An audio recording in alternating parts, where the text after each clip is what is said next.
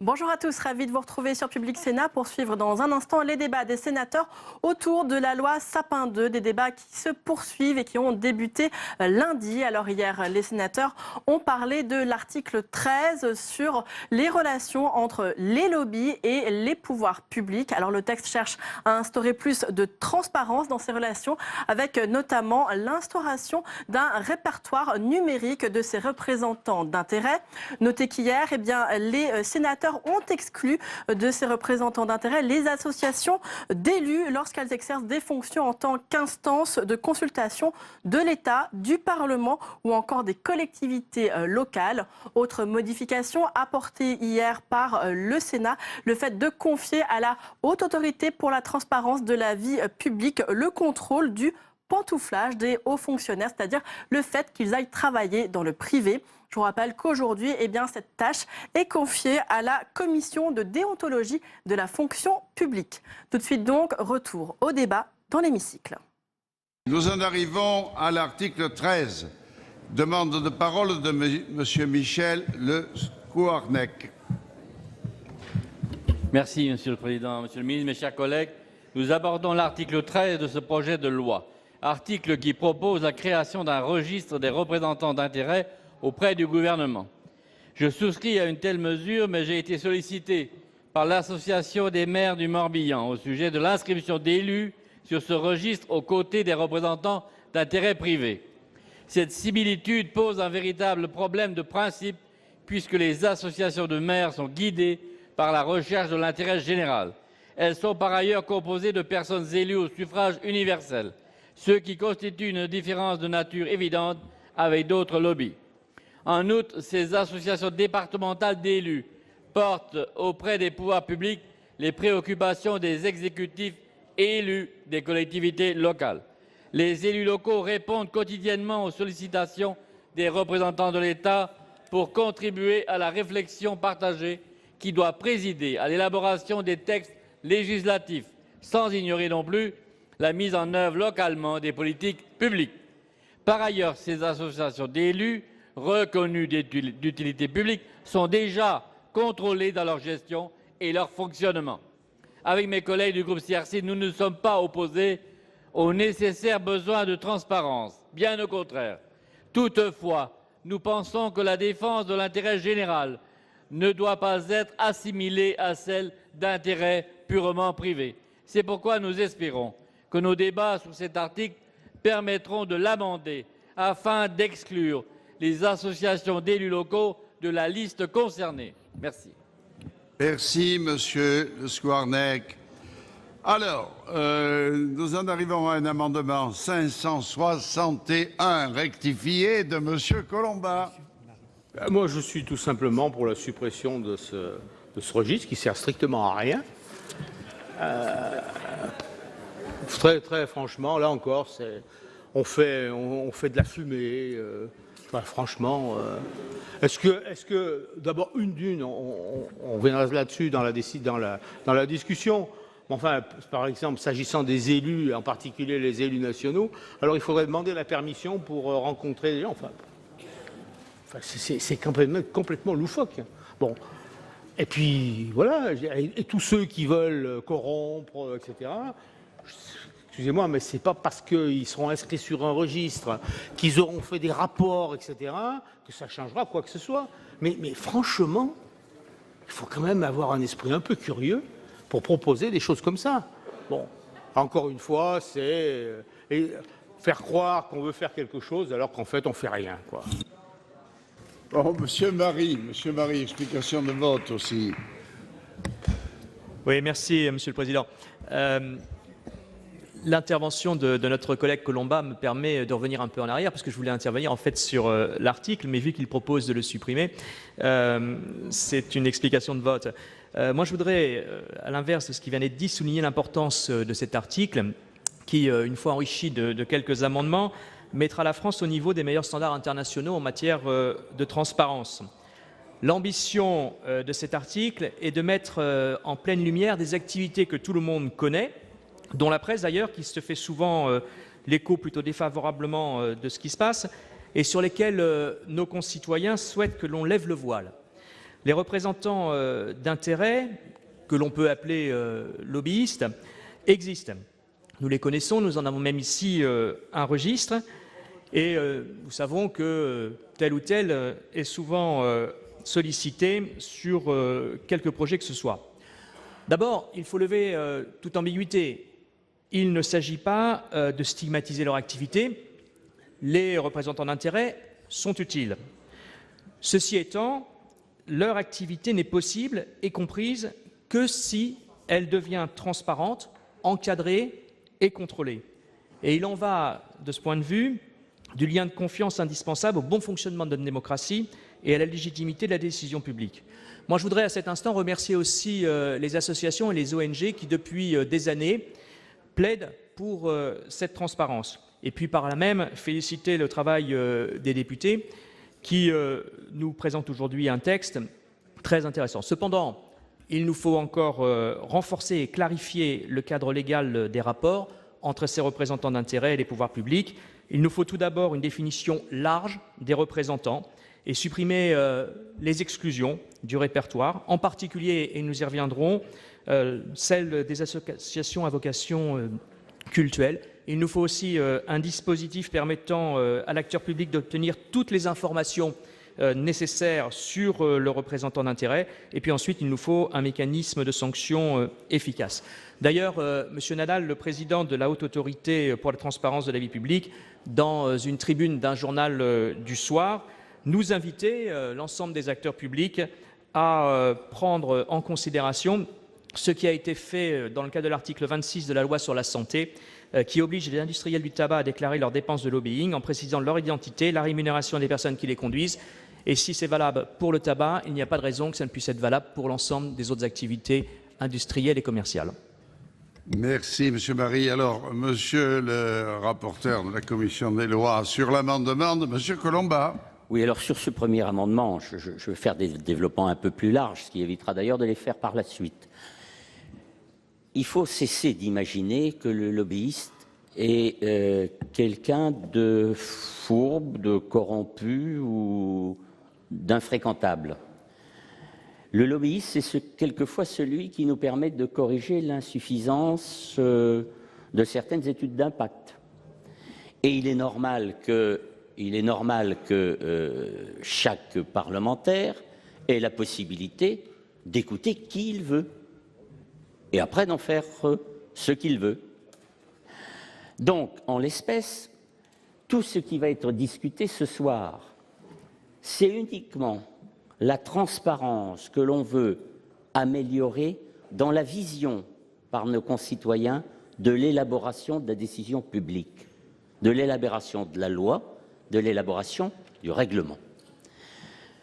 Le Sénat n'avait pas de leçons à recevoir, pas plus que l'Assemblée, puisque depuis très longtemps, nous avons créé notre registre de lobbyistes, de représentants d'intérêts, et qu'en revanche, ça n'existait pas pour le gouvernement, c'est-à-dire qu'on ne savait pas comment le gouvernement pouvait recevoir des informations de certains groupes d'intérêts. À juste titre, le gouvernement présente son projet de loi qui est radicalement différent de celui qui nous arrive de l'Assemblée nationale. Parce qu'au départ, le gouvernement ne veut absolument pas réglementer notre manière d'appréhender les lobbyistes au sein des différentes assemblées. C'est l'Assemblée nationale qui s'imagine de créer un répertoire unique. Qu'est-ce que la Commission des lois a fait? Premier point, elle a vérifié, attention, nous sommes en République, il y a des principes, il y a des pouvoirs constitutionnels, on respecte leur indépendance. Ce qui fait qu'il n'appartient pas à qui que ce soit, et en particulier à l'autre autorité, qui ne le veut pas, le président Nadal l'a dit, de fixer la liste de ceux qui auront le droit d'entrer dans la salle des conférences pour nous contacter. Ça restera de la compétence du Sénat. Qu'est-ce qu'a fait la Commission des lois? Elle a étanché ce fait, mais elle a dit « Vous voulez un répertoire unique? Pourquoi pas? Pourquoi pas? Nous allons prendre celui du Sénat, nous allons prendre celui de l'Assemblée nationale, nous allons prendre celui qui va être créé par la Haute Autorité pour le gouvernement, et puis la Haute Autorité fera en quelque sorte une liste, par ordre alphabétique, que sais-je, qu'elle transmettra à nos concitoyens. De toute façon, on ne peut pas l'empêcher. N'importe quelle association, nos sénateurs.com, nos députés.com, peuvent parfaitement donner la liste des gens qui sont inscrits dans les différentes assemblées. Nous avons donc veillé à bien respecter la compétence et surtout l'indépendance de nos assemblées. Je note d'ailleurs avec intérêt, et je veux le dire, que l'essentiel des amendements que j'ai proposés, que la commission des lois a retenus et qui s'inscrit donc dans cette architecture, que le gouvernement, de temps en temps il faut dire les choses agréables quand elles peuvent être dites, s'est abstenu, conformément à une tradition républicaine respectée et respectable, de déposer des amendements sur les dispositions intéressant les assemblées. Donc la commission, elle a été guidée par quelques idées maîtresses. Je vous ai donné la première, un répertoire commun est souhaitable. Je reprends la dénomination qu'a employée le président Nadal. Le président Nadal a dit surtout, on ne touche pas à l'indépendance, mais nous ferons une plateforme technique. C'est tout. C'est une plateforme technique. Et de toute façon, le texte que vous propose la Commission, en aucun cas, la Haute Autorité ou qui que ce soit n'influe sur notre règlement et sur notre gestion, car tout est protégé. En revanche, la Haute Autorité gérera les groupes d'intérêt qui s'intéresseront au gouvernement. Voilà donc quelle est l'ossature de ce texte tel que sorti de la commission des lois, et je vous indique que d'ailleurs nous avons distrait les collectivités territoriales de ce dispositif. J'aurai l'occasion donc de revenir à l'occasion des examens pour vous donner des précisions sur ce point. En ce qui concerne celui de M. Collombat, il est évident qu'il est contraire à la position de la commission, car il propose tout simplement de supprimer l'article 13 dans sa rédaction adoptée en commission. Alors, l'avis du gouvernement, Monsieur le ministre. Monsieur le Président, je pense que c'est un moment important de notre débat. Et je ne vais pas répéter ce qu'a dit votre rapporteur parce que je suis, je crois, d'accord avec 100% de ses arguments. Je vais essayer de les compléter ou éventuellement de les préciser. Pourquoi j'entends quelqu'un rire? Non, ce n'est pas à propos de ça. Donc. Je suis 100% d'accord avec les arguments du rapporteur. J'espère que ça vous convient. Est-ce que nous avons inventé quelque chose de totalement nouveau? La réponse est non. D'abord, c'est un dispositif qui existe à l'étranger. Là encore, je ne suis pas pour qu'on copie toujours ce qui se passe à l'étranger. Mais de temps en temps, on fait des comparaisons. Il vous arrive, messieurs les sénateurs, mesdames les sénatrices, de nous comparer à tel ou tel autre pays. Et vous avez raison. Même si la comparaison n'est pas raison, la comparaison peut être utile. Les institutions européennes, en particulier le Parlement européen, peut-être certains d'entre vous ont-ils été parlementaires européens, fonctionnent avec un tel registre. Et, argument qui me paraît décisif, que le rapporteur vient de décrire, d'elles-mêmes, les deux assemblées, le Sénat comme l'Assemblée nationale, ont décidé librement, les bureaux ont décidé librement de mettre en place dans chacune des assemblées un registre. Le dispositif existe déjà. Il n'est pas question, d'ailleurs, le rapporteur vient très bien de le décrire, de modifier les registres qui existent ni à l'Assemblée nationale ni au Sénat. Ce qui existe continuera à fonctionner de la même manière et seule la volonté libre et protégée du Sénat, pour ce qui concerne le Sénat, ou de l'Assemblée nationale pour ce qui concerne l'Assemblée nationale, pourra faire évoluer le dispositif. Ça existe déjà, cela vous concerne déjà. Cela concerne déjà un très grand nombre d'associations ou de groupes qui n'ont pas peur de dire que c'est nécessaire de pouvoir prendre contact avec vous pour éclairer votre jugement. Vous gardez votre liberté de jugement, évidemment, mais vous pouvez être éclairé par ce jugement. Ce que nous proposons, c'est, j'allais dire, ça n'est que, enfin ça n'est pas rien, que le même dispositif que celui que vous avez choisi de vous appliquer soit appliqué aussi au gouvernement. Voilà la proposition. au gouvernement. Alors, le Parlement, vous avez décidé librement, au gouvernement. Je veux vraiment que ce soit clair dans la tête des uns et des autres, parce que j'ai parfois écouté des interventions, on avait le sentiment que ça vous concernait, M. Colomba. Non, vous avez déjà décidé. C'est déjà comme ça que ça se passe ici. Totalement librement. Déjà comme ça que ça se passe. Alors que vous soyez en désaccord avec le dispositif, je veux bien le croire, mais c'est déjà ce que librement votre bureau a choisi de faire il y a plusieurs années. Donc que les choses soient claires de ce point de vue-là. Ensuite, mais je ne veux pas aller plus loin que ce qu'a dit le rapporteur, il faut éviter de considérer qu'un représentant d'intérêt serait une forme de délinquant potentiel. Il fait valoir des arguments, mais même des arguments de défense d'intérêt, je ne sais pas s'il faut les dire privés, ils peuvent être collectivement défendus, mais concerner des personnes privées, sont des arguments utiles, sont même des arguments nécessaires. D'ailleurs, nous sommes en débat depuis hier, à écouter les uns ou les autres, parfois à lire les amendements des uns ou des autres, j'ai le sentiment, et je ne le critiquerai pas, qu'il y a des représentants d'intérêt qui vous ont rencontré et qui vous ont permis d'éclairer votre jugement et parfois même d'éclairer votre plume dans l'écriture d'un certain nombre d'amendements. Et c'est donc utile pour vous. Ils peuvent être utiles pour le gouvernement.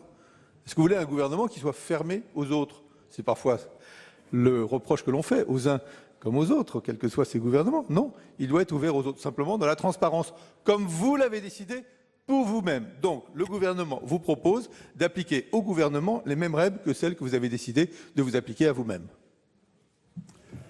Bon, Monsieur Colomba.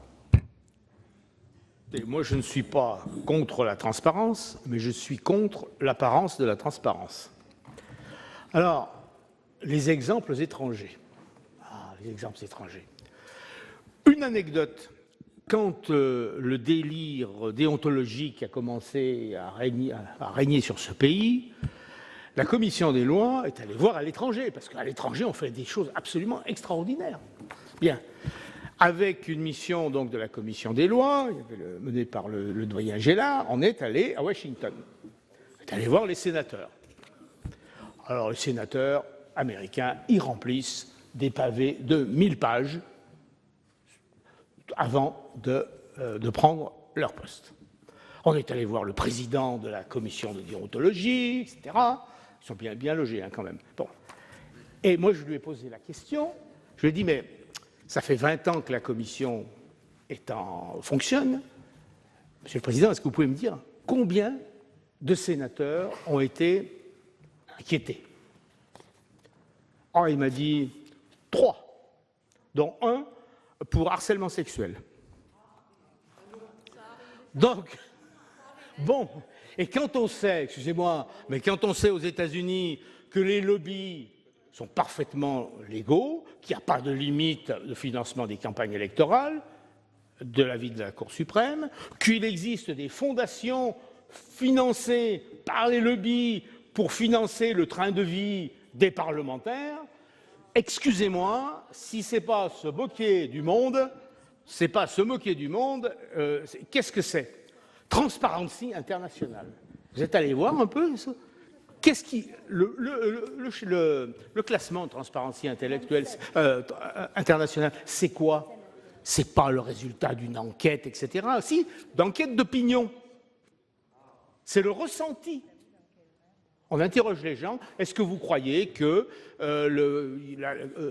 quel est le niveau de la corruption, etc. Et après, on fait un classement. Et quand vous voyez que dans ce classement, où la France est en 23e position dans le dernier, il y a devant le Luxembourg, le Qatar, Hong Kong, on est juste devant les Émirats arabes unis. On se dit, quand même, on pourrait regarder un peu plus près la qualité. Alors, mais non, mais comme ça tourne en boucle, regardez la France, elle est corrompue, enfin, etc. Eh bien voilà, on va faire comme eux, comme ça au moins les journaux seront contents. Ben non, moi je ne suis pas pour ce type de choses, je ne suis pas pour le développement de cette ère du faux-semblant. Monsieur Anziani. Oui, je ne résiste pas au plaisir de prendre la parole après Pierre-Yves Colomba. Nous étions tous les deux dans le même voyage. Mais à l'évidence, nous n'avons pas les mêmes lunettes. Il en a et je n'en ai pas, mais je pense avoir une aussi bonne vue que lui. Et en réalité, en réalité, mais c'était une mission officielle du Sénat. Et j'ai la même expérience que Pierre-Yves Collombat, mais je n'ai pas les mêmes souvenirs. Je trouve que c'est très intéressant. Aux États-Unis, le système est complètement différent. C'est-à-dire qu'aux États-Unis, ce que l'on exige, c'est la transparence. Il faut dire, on est dans cet hémicycle, il faut prendre la parole en disant « je ne vais pas intervenir parce que j'ai tel et tel intérêt, donc je ne participe pas au débat et je ne participe pas au vote ». C'est ça la règle américaine. Et celui qui ne respecte pas cette règle américaine, alors une sanction arrive. Des publications avec des registres, cher Yves-Pierre Collombat, justement existent. Et là, c'est la différence avec notre pays, c'est livré ensuite après à l'opinion publique. C'est vrai qu'il n'y a que 3 condamnations pour ces motifs. Il dit la vérité lorsqu'il dit ça, mais il dit que la moitié de la vérité. Parce qu'en réalité, il y a beaucoup plus ensuite après d'ennuis, de procès et de démissions. Parce que la presse s'en empare, parce que l'opinion s'en empare. Et ensuite après, il y a des sanctions qui sont très dures, qui sont appliquées aux différents parlementaires. C'est le cas pour les parlementaires, ça peut même être le cas pour des ministres. Et même dans beaucoup de pays en Europe. On a vu des pays en Europe où des ministres espagnols ont démissionné justement pour des questions de transparence. Voilà, simplement, je voulais rapporter aussi ce témoignage pour montrer que la transparence est vraiment une vertu indispensable dans une démocratie. Monsieur Vassel a demandé la parole. Merci, Monsieur le Président. Moi, en écoutant les uns et les autres, je n'étais pas présent lorsque vous avez voté la loi de 2013 pour la lutte contre la corruption. Moi, je me demande, et je pose la question au gouvernement, à quand la prochaine loi contre la corruption? Que ce ne date pas d'aujourd'hui qu'on légifère dans ce domaine. On a commencé en 1992, en 1993, lorsque Christian Bonnet a rapporté le premier texte de lutte contre la corruption pour justement essayer de faire en sorte que nous n'aboutissions pas à des situations telles que celles qui ont été dénoncées récemment. Est-ce que s'il n'y avait pas eu l'affaire Cahuzac, aurions-nous légiféré dans ce domaine? Je n'en suis pas certain. Je n'en suis pas certain. Donc je trouve qu'on fait preuve d'un peu d'excès de zèle et nous en rajoutons tout le temps en permanence et que l'on crée dans l'opinion, en votant des textes de loi de cette nature, on renforce le doute de nos concitoyens à l'égard de la probité des parlementaires. Donc, bon, le texte est là, il faut faire avec. Je remercie le rapporteur de nous avoir éclairé sur ce qu'il a animé dans la rédaction donc, de cet article 13. Ceci étant, la proposition faite par notre collègue Collombat est sans doute une solution radicale, mais dans l'état actuel de la législation et compte tenu des dispositions qui ont été votées précédemment, je ne pense pas que ce soit la bonne solution. Il vaut mieux procéder aux aménagements tels qu'ils sont proposés par le rapporteur. C'est la raison pour laquelle je ne suivrai pas M. Collombat, même si j'apprécie nombre de ses interventions. Plus personne ne demande la parole, mes chers collègues. Alors, dans ce cas-là, je vais mettre aux voix l'amendement de notre collègue. Ah, pardon, Monsieur le Président, décidément. Je vous prie de m'excuser, Monsieur le Président, et je ne veux surtout pas prolonger le débat, qui est d'ailleurs très riche et très intéressant, je crois qu'il faut le dire. Je voudrais tout de même souligner que pour nous, il y a une question de principe. C'est que l'organisation du travail parlementaire ne peut être régie par la loi. Ce qui régit l'organisation du travail parlementaire, c'est d'abord l'ordonnance de 1958, qui est très particulière, cette ordonnance, puisque ce n'est pas une ordonnance de l'article 38 de la Constitution sur la base d'une loi d'habilitation, c'est une ordonnance prise sur la base d'une disposition constitutionnelle pour l'entrée en vigueur de la Constitution de la Ve République. Et cette ordonnance, de manière tout à fait dérogatoire et exceptionnelle, intervient dans un domaine qui relève normalement du règlement de chacune de nos assemblées, car seul le règlement de nos assemblées doit normalement pouvoir régir l'organisation du travail des députés et des sénateurs. Par exception, nous avons continué à faire reposer une partie des règles relatives à notre travail sur l'ordonnance de 1958, qui a été modifiée plusieurs fois. Mais ce que nous ne pouvons admettre, c'est que la loi ordinaire vienne interférer avec les règles posées par l'ordonnance de 58 et avec les règles que le règlement intérieur de notre Assemblée peut poser. La deuxième chose, parce que c'est la séparation des pouvoirs. Le législateur ordinaire ne peut pas régir les modalités du travail de nos assemblées.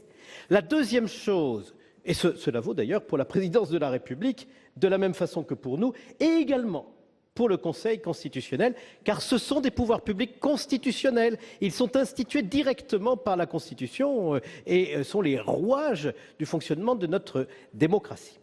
La deuxième chose que je voudrais dire, c'est qu'il ne nous paraît pas possible, même si l'Assemblée nationale l'avait d'ailleurs prévu d'une manière extraordinairement timide, de prévoir que la haute autorité pour la transparence de la vie politique puisse faire la moindre observation à un membre du Parlement sur la manière dont il organise pour son travail les relations avec les représentants des forces vives de notre pays.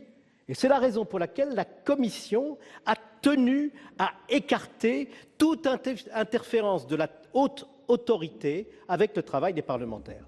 La haute autorité peut naturellement se prononcer sur le comportement des représentants des groupements d'intérêt, mais pas sur la manière dont nous organisons, nous parlementaires, nos relations avec les représentants des forces vives, relations nécessaires et même indispensables pour un travail législatif de qualité. Donc pas de haute autorité pour donner des avis ou des conseils aux parlementaires sur ces relations que nous entretenons légitimement. Enfin, le troisième point, c'est que le Sénat n'a pas attendu la loi ou le projet de loi dont nous discutons pour se préoccuper de la régulation de nos relations avec les représentants des groupes d'intérêt, puisque dès 2009, à l'initiative du président Larcher, avec notre collègue le sénateur Dupont, une instruction générale du bureau a été émise, qui figure dans les documents statutaires de notre Assemblée, pour régir les modalités de l'inscription de groupes d'intérêt sur la liste des groupes d'intérêt habilités à être présents au Sénat dans un certain nombre de locaux, et que nous vérifions, il y a d'ailleurs eu des refus d'inscription, que ces groupes d'intérêt sont des groupes d'intérêt fréquentables, ce qui est tout de même la moindre des choses. Et je voudrais donc souligner que tout le sens du travail de la Commission, ça a consisté à vous proposer de rattacher à l'ordonnance de 1958 qui régit le travail parlementaire, au rôle du bureau des assemblées, les relations avec les groupes d'intérêt, en excluant que le législateur ordinaire puisse intervenir dans ce domaine. Et c'est la raison pour laquelle je souhaite naturellement que la position de la Commission soit suivie. Alors, nous arrivons quand même à l'amendement de M. Colomba. Donc, ceux qui sont d'avis de voter l'amendement de M. Colomba, veuillez bien le manifester en levant la main.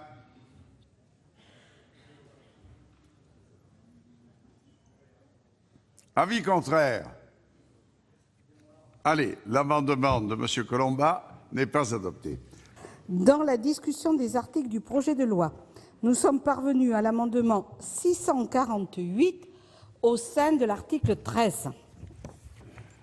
Donc, dans cet article 13, nous avons 4 amendements qui font l'objet d'une discussion commune.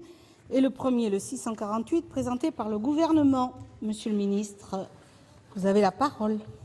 Merci beaucoup, Madame la Présidente. C'est un plaisir de parler sous votre présidence. Pardon. J'en perds mon petit chapeau, là. C'est un débat que vous avez eu en commission, qui a eu lieu aussi à l'Assemblée nationale, qui a lieu ici.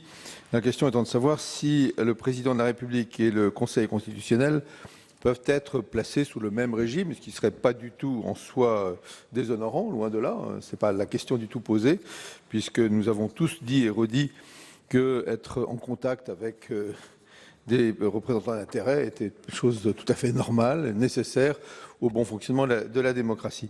Mais là, c'est vraiment pour des raisons d'ordre constitutionnel. Il me semble bien d'ailleurs que le Conseil d'État avait fait des remarques sur ce point, qu'il me paraît nécessaire de ne pas mettre le président de la République et le Conseil constitutionnel dans le champ du dispositif institué par l'article 13.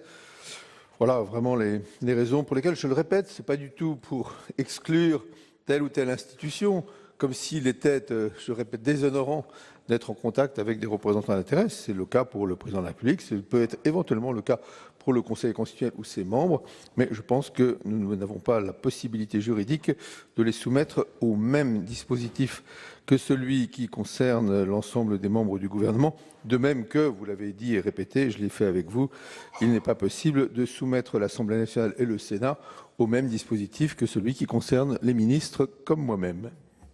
Merci. Le 356 rectifié, M. Cabanel le présente. Oui, merci Madame la Présidente. Le présent amendement a pour objet de préciser que les règles applicables aux représentants d'intérêts entrant en communication avec le Président de la République ou un de ses collaborateurs sont rendues publiques. Cette publicité doit renforcer la confiance des citoyens en leur institution en améliorant la transparence du processus d'élaboration de la décision publique. Si vous présentez les deux suivants aussi, le 167 rectifié bis et le 357 rectifié. Le 167. 167 d'abord, oui. L'article 13 s'attache à clarifier les rapports des représentants d'intérêts avec les pouvoirs publics. Il s'attache tout particulièrement au Parlement. Les déontologues de l'Assemblée nationale et du Sénat contrôlent la détermination des règles applicables aux relations avec les représentants d'intérêts. Au vu de l'importance du respect de ces règles, le présent amendement prévoit de rendre systématique l'avis de l'organe chargé de la déontologie parlementaire. Celui-ci n'est pour l'instant que facultatif. Lorsque ce dernier constaterait qu'un parlementaire, un collaborateur du président de l'Assemblée intéressé, d'un parlementaire ou d'un groupe constitué au sein de cette Assemblée, ainsi que des agents titulaires des services des assemblées parlementaires, a répondu favorablement à une sollicitation effectuée par un représentant d'intérêt à méconnaissance des règles arrêtées par le Bureau, il devra en aviser la personne concernée. Tout manquement déontologique doit être signalé à son auteur. Bien, le suivant, 357. Le suivant donc, a pour objet de préciser que les règles applicables aux représentants d'intérêts entrant en communication avec les membres du Conseil constitutionnel ou son secrétaire général sont rendues publiques. Alors, avis de la Commission sur ces amendements. Oui, Madame la Présidente. Alors, l'amendement du gouvernement soulève évidemment un débat intéressant sur le niveau juridique des règles qui sont adoptées pour encadrer le répertoire commun. L'Assemblée nationale a étendu ce registre au Président de la République, à l'Assemblée nationale, au Sénat et au Conseil constitutionnel. Bon, le gouvernement souhaite retirer le chef de l'État au motif que ces règles seraient d'ordre constitutionnel car elles relèvent de son statut. Oui. Si nous suivons ce raisonnement, la fixation de ces règles devrait également relever du statut des parlementaires. C'est la raison pour laquelle la timidité rédactionnelle de votre amendement fait que je n'y serai pas favorable, puisque nous avons, en ce qui concerne la Commission, estimé que ces règles ne sont relatives ni au statut des pouvoirs publics constitutionnels, ni à l'organisation ou au fonctionnement de ces institutions, mais qu'elles sont relatives aux relations que ces pouvoirs publics peuvent nouer avec des tiers, ce que, là, la Constitution ne réserve pas à la loi organique. En l'état de notre réflexion, c'est un avis défavorable. Pour les trois autres de M. Cabanel, la Commission des lois avait suggéré, sollicité des modifications rédactionnelles qui ont été faites. C'est trois avis favorables. Alors, avis du gouvernement sur les amendements autres que... Oui, Madame la Présidente, ça ne vous étonnera pas, je suis pour mon amendement et donc je ne peux pas être favorable aux trois autres amendements qui sont parfaitement contradictoires avec celui que je viens de défendre. Alors, je vais mettre aux voix l'amendement du gouvernement qui a donc reçu un avis défavorable de la Commission, qui est pour, qui est contre, qui s'abstient. Il n'est pas adopté. L'amendement suivant, le 356 rectifié, avis favorable de la Commission, défavorable du gouvernement, qui est pour, qui est contre, qui s'abstient, il est adopté. Même vote, je suppose, pour le 167 rectifié et même vote pour le 357. Voilà, donc ils sont adoptés. Nous arrivons au 341 rectifié, quater, et c'est M. Longeau qui le présente. Merci Madame la Présidente. Madame la Présidente, Monsieur le Ministre, Messieurs les rapporteurs, mes chers collègues. Ce projet de loi ambitionne de renforcer la transparence de la décision publique, notamment par la création d'un répertoire public des représentants d'intérêts auprès du gouvernement, des parlementaires, des élus ou encore des hauts fonctionnaires. Toutefois, il semble nécessaire d'aller plus loin et c'est pour cela que je propose que chaque projet de loi, chaque proposition de loi ou encore chaque amendement indique de façon complète les références précises sur lesquelles il s'appuie. Cela peut être tout aussi bien des données issues d'études scientifiques, d'études statistiques, mais également des auditions, des rencontres, parfois avec les 10 représentants d'intérêts évoqués dans ce répertoire public. En effet, pouvoir apporter une justification ainsi qu'une explication des références utilisées dans l'élaboration des textes législatifs permet tout aussi bien aux citoyens de comprendre comment a été élaborée, et c'est important cette loi, que de comprendre quels sont les acteurs concernés et les processus en œuvre. La Commission nationale consultative des droits de l'homme considère par exemple qu'une telle mesure est pertinente pour lutter contre la désinformation, celle-ci donnant l'impression que la loi est prise dans l'opacité, suscitant réserve et suspicion, tout aussi bien à l'égard des parlementaires que des représentants d'intérêts, alors même que ces derniers peuvent apporter un apport bénéfique à la prise de décision. Je vous remercie. Merci. Avis de la Commission, Monsieur le rapporteur. Oui, cet amendement propose d'obliger à préciser les références ayant conduit au dépôt d'une proposition de loi ou d'un amendement. Or, l'argumentation qui est en faveur d'une solution législative, nous l'avons déjà dans l'exposé des motifs des propositions de loi, nous l'avons dans l'objet des amendements et nous l'avons dans le débat parlementaire lui-même.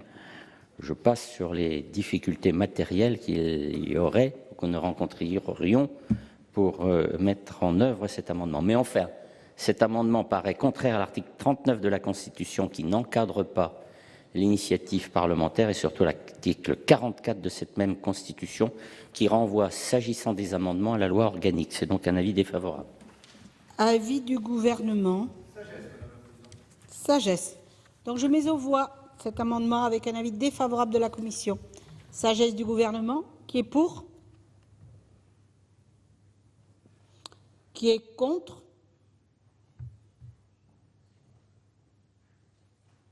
Qui s'abstient? Il n'est pas adopté. L'amendement suivant, il est retiré.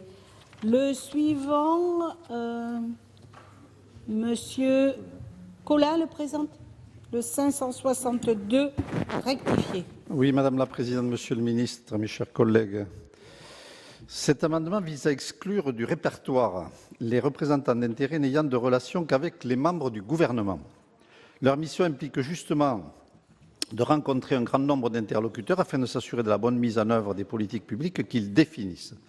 L'article 13 prévoit la création d'un répertoire destiné à accroître la transparence des rapports entre les représentants d'intérêts et les pouvoirs publics. Or, le fait de publier une liste d'interlocuteurs réguliers ou occasionnels des pouvoirs publics, ou même un tableur faisant état des dépenses engagées par chacun de ces interlocuteurs, ne permettra pas de refléter la réalité et la qualité de leur relation avec ces pouvoirs. En outre, les règles relatives à l'encadrement du travail des représentants d'intérêts ont déjà été définies par chaque Assemblée. Voilà le sens de cet amendement. Merci.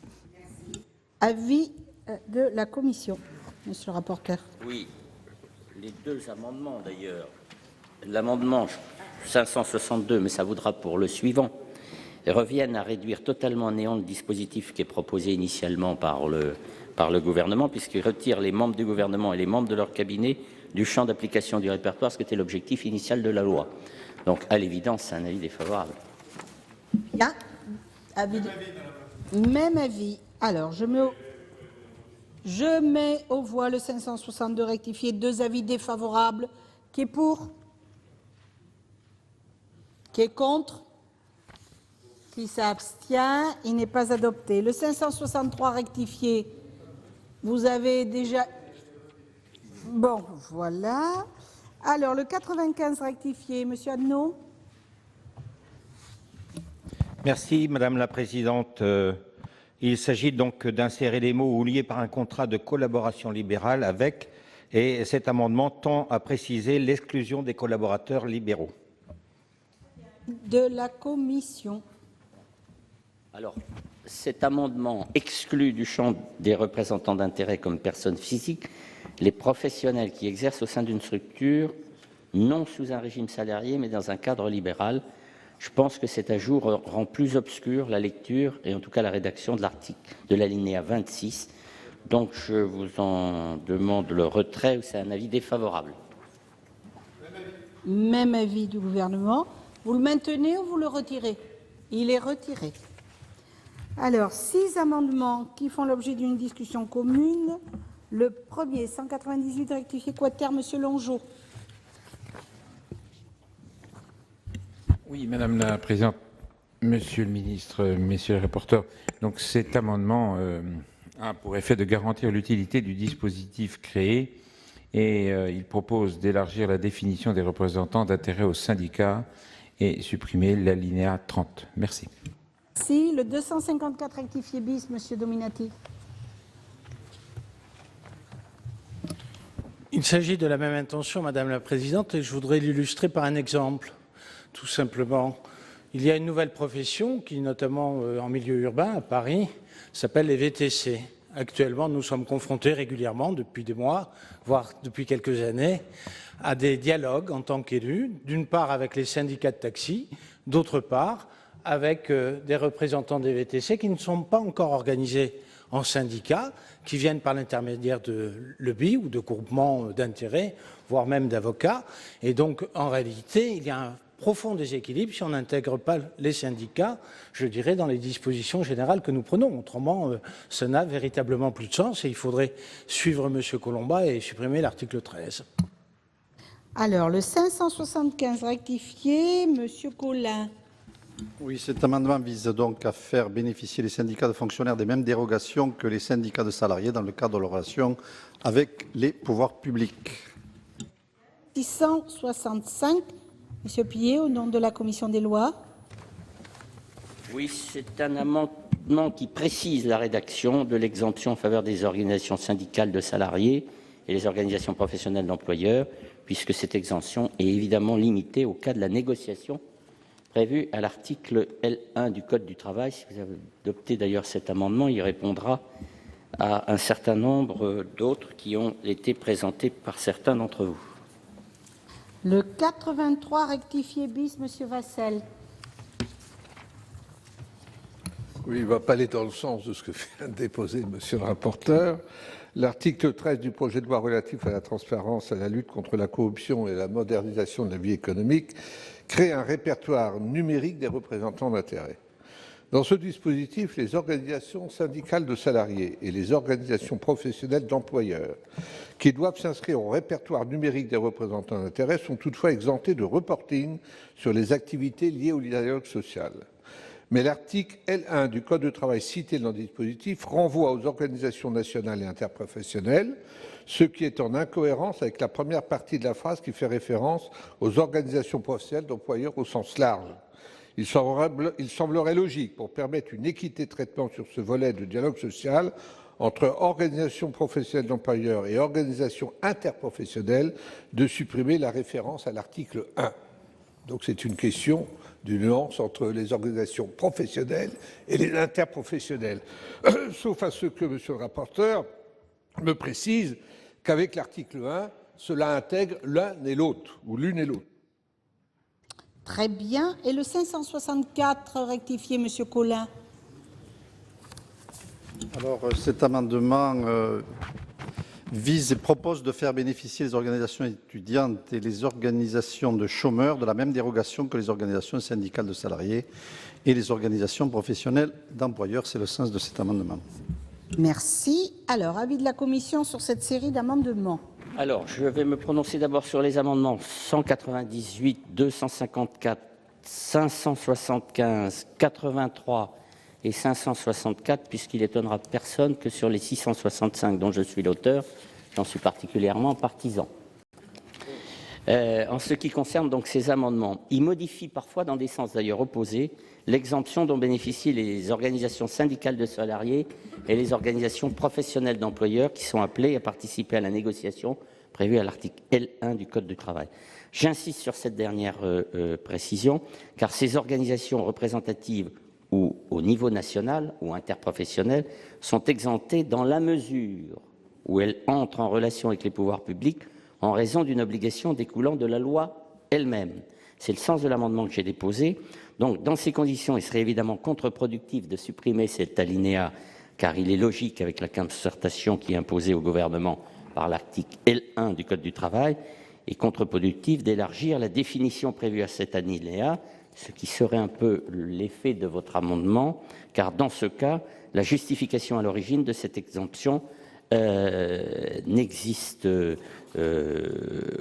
pas. Concrètement, ces organisations qui sont traitées de la même manière, si c'est ça un peu la question, entre les organisations syndicales et les organisations patronales, seront dispensées de transmettre des informations à la haute autorité lorsque leur participation à cette concertation, lorsqu'ils participeront à cette concertation, mais resteront soumises à cette obligation lorsqu'elles chercheront à influencer l'élaboration de la loi ou des règlements en dehors du cadre, dans les mêmes conditions et dans la même portée pour les organisations interprofessionnelles, nationales, globales, soit des salariés, soit des employeurs. Donc, c'est un avis défavorable pour l'ensemble de ces amendements, y compris celui qui voudrait faire entrer les associations de chômeurs et d'étudiants dans ces exemptions. Alors, avis du gouvernement, Monsieur le ministre. Oui, Madame la Présidente, nous sommes donc dans la partie des dispositions de cet article qui exempte, entre guillemets, est-ce que le terme est exact? Bon, il fallait bien en prendre un certain nombre d'organisations, ou plus exactement un certain nombre d'organisations dans un certain nombre de leurs activités, des obligations qui s'imposent aux représentants d'intérêts. Le choix qui a été fait, qui a d'ailleurs été fait par la Commission elle-même, il y a une petite modification introduite par le rapporteur, mais au départ, il y a vraiment un accord absolu entre le gouvernement, l'Assemblée nationale et le Sénat. Le choix qui a été fait, c'est dès lors qu'une disposition législative explicite donne un rôle à telle ou telle organisation, alors, dans le cadre de ce rôle et de cette disposition législative, le représentant d'intérêt n'est pas représentant d'intérêt et donc n'a pas d'obligation à être déclaré avec tout ce qui accompagne cette obligation de déclaration. Là, le débat porte principalement sur la question des syndicats. Donc, monsieur, lorsque vous disiez telle ou telle organisation dans le domaine du transport urbain doit être déclarée, elle sera déclarée, car elle n'a pas de rôle aujourd'hui dans le cadre de l'article L1 du Code du travail, qui est un article qui donne, je connais bien pour avoir été ministre du Travail, mais cette Assemblée connaît encore mieux ce L1, car c'est l'œuvre, la création du président Larcher, dans un texte qu'il avait lui-même défendu. Et donc, l'article L1 donne une obligation au gouvernement de saisir les organisations syndicales ou patronales représentatives, 5 d'un côté, 3 de l'autre, pour négocier sur un certain nombre de dispositions qui concernent le Code du travail. Cet aspect-là des choses est évidemment sorti du champ de la loi. Mais toute organisation syndicale, qu'il s'agisse des représentants de taxis ou qu'il s'agisse de CGT, CFDT, MEDEF ou autres, dans le cadre qui ne rentre pas dans dans les activités qui ne rentrent pas dans le cadre du L1, doivent être déclarées. Donc, en fait, vous avez satisfaction dans votre préoccupation et je crois que c'est ainsi qu'il faut bien préciser les choses. Alors, ça m'amène, Madame la Présidente, à donner un avis défavorable sur tous les amendements. Je voudrais juste dire un mot sur celui du rapporteur, qui est parfaitement dans la... Pardon de prendre le terme de la ligne, en tous les cas dans la même logique que celle que je viens de décrire, avec une précision qui, me semble-t-il, restreint un tout petit peu trop les dispositions de la loi. C'est la raison pour laquelle j'ai la faiblesse de préférer le texte initial de la Commission à celui de votre amendement. Mais enfin, si votre amendement devait être adopté, il n'y a pas de modification profonde du raisonnement que je viens de faire. Donc, à ce stade, s'agissant de l'amendement de M. Pillet, le 665, c'est un avis défavorable, et sur tous les autres amendements, défavorables. Défavorable. Bien. Alors, je vais mettre aux voix donc le 198 rectifié quater. 2 avis défavorables. Qui est pour? Qui est contre? Qui s'abstient? Il n'est pas adopté. Le même vote pour le 575 rectifié. N'est pas adopté. Alors, l'amendement 665 présenté par M. Pillet, qui, lui, bien sûr, a un avis favorable de la commission et défavorable du gouvernement. Qui est pour?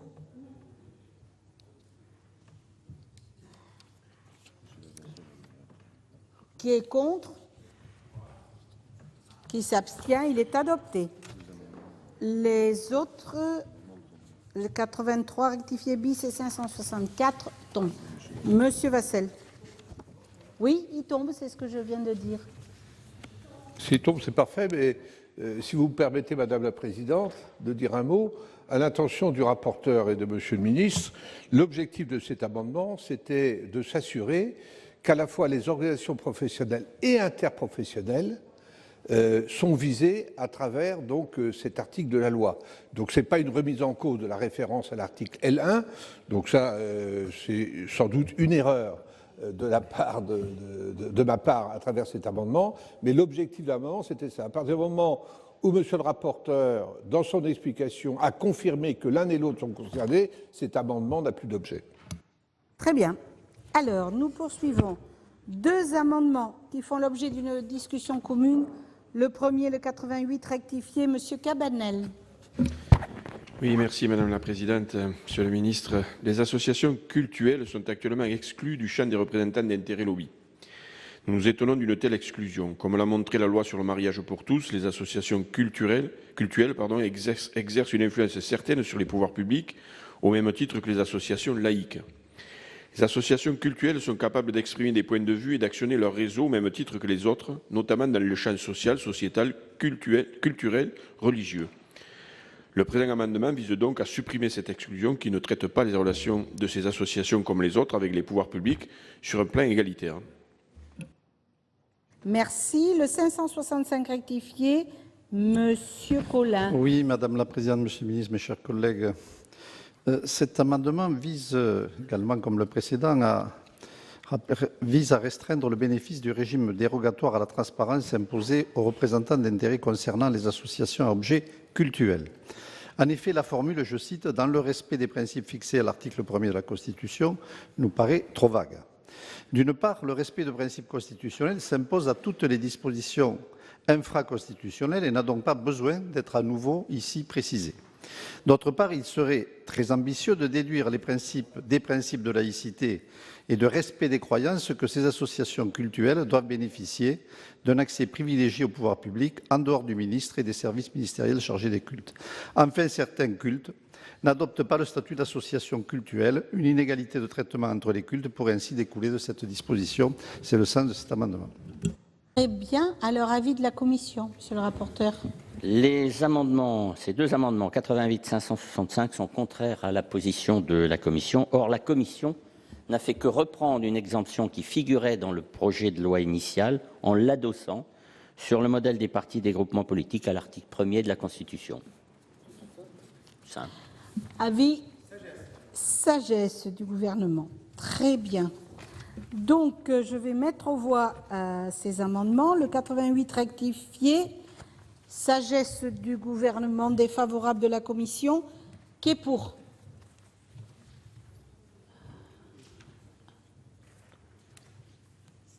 Qui est contre?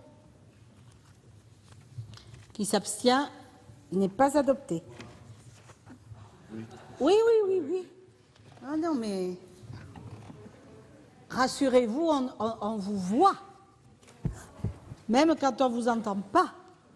Alors, le 565 rectifié, même avis, sagesse du gouvernement, défavorable de la commission. Qui est pour? Qui est contre? Qui s'abstient? Il n'est pas adopté. 4 amendements qui font l'objet de la discussion commune. Le 566 rectifié, Monsieur Collin. Madame la Présidente, Monsieur le Ministre, mes chers collègues, les associations d'élus concourent utilement à la défense du principe de libre administration des collectivités territoriales et à ce titre défendent l'intérêt général et non des intérêts privés. Cet amendement le rappelle. Je vous remercie.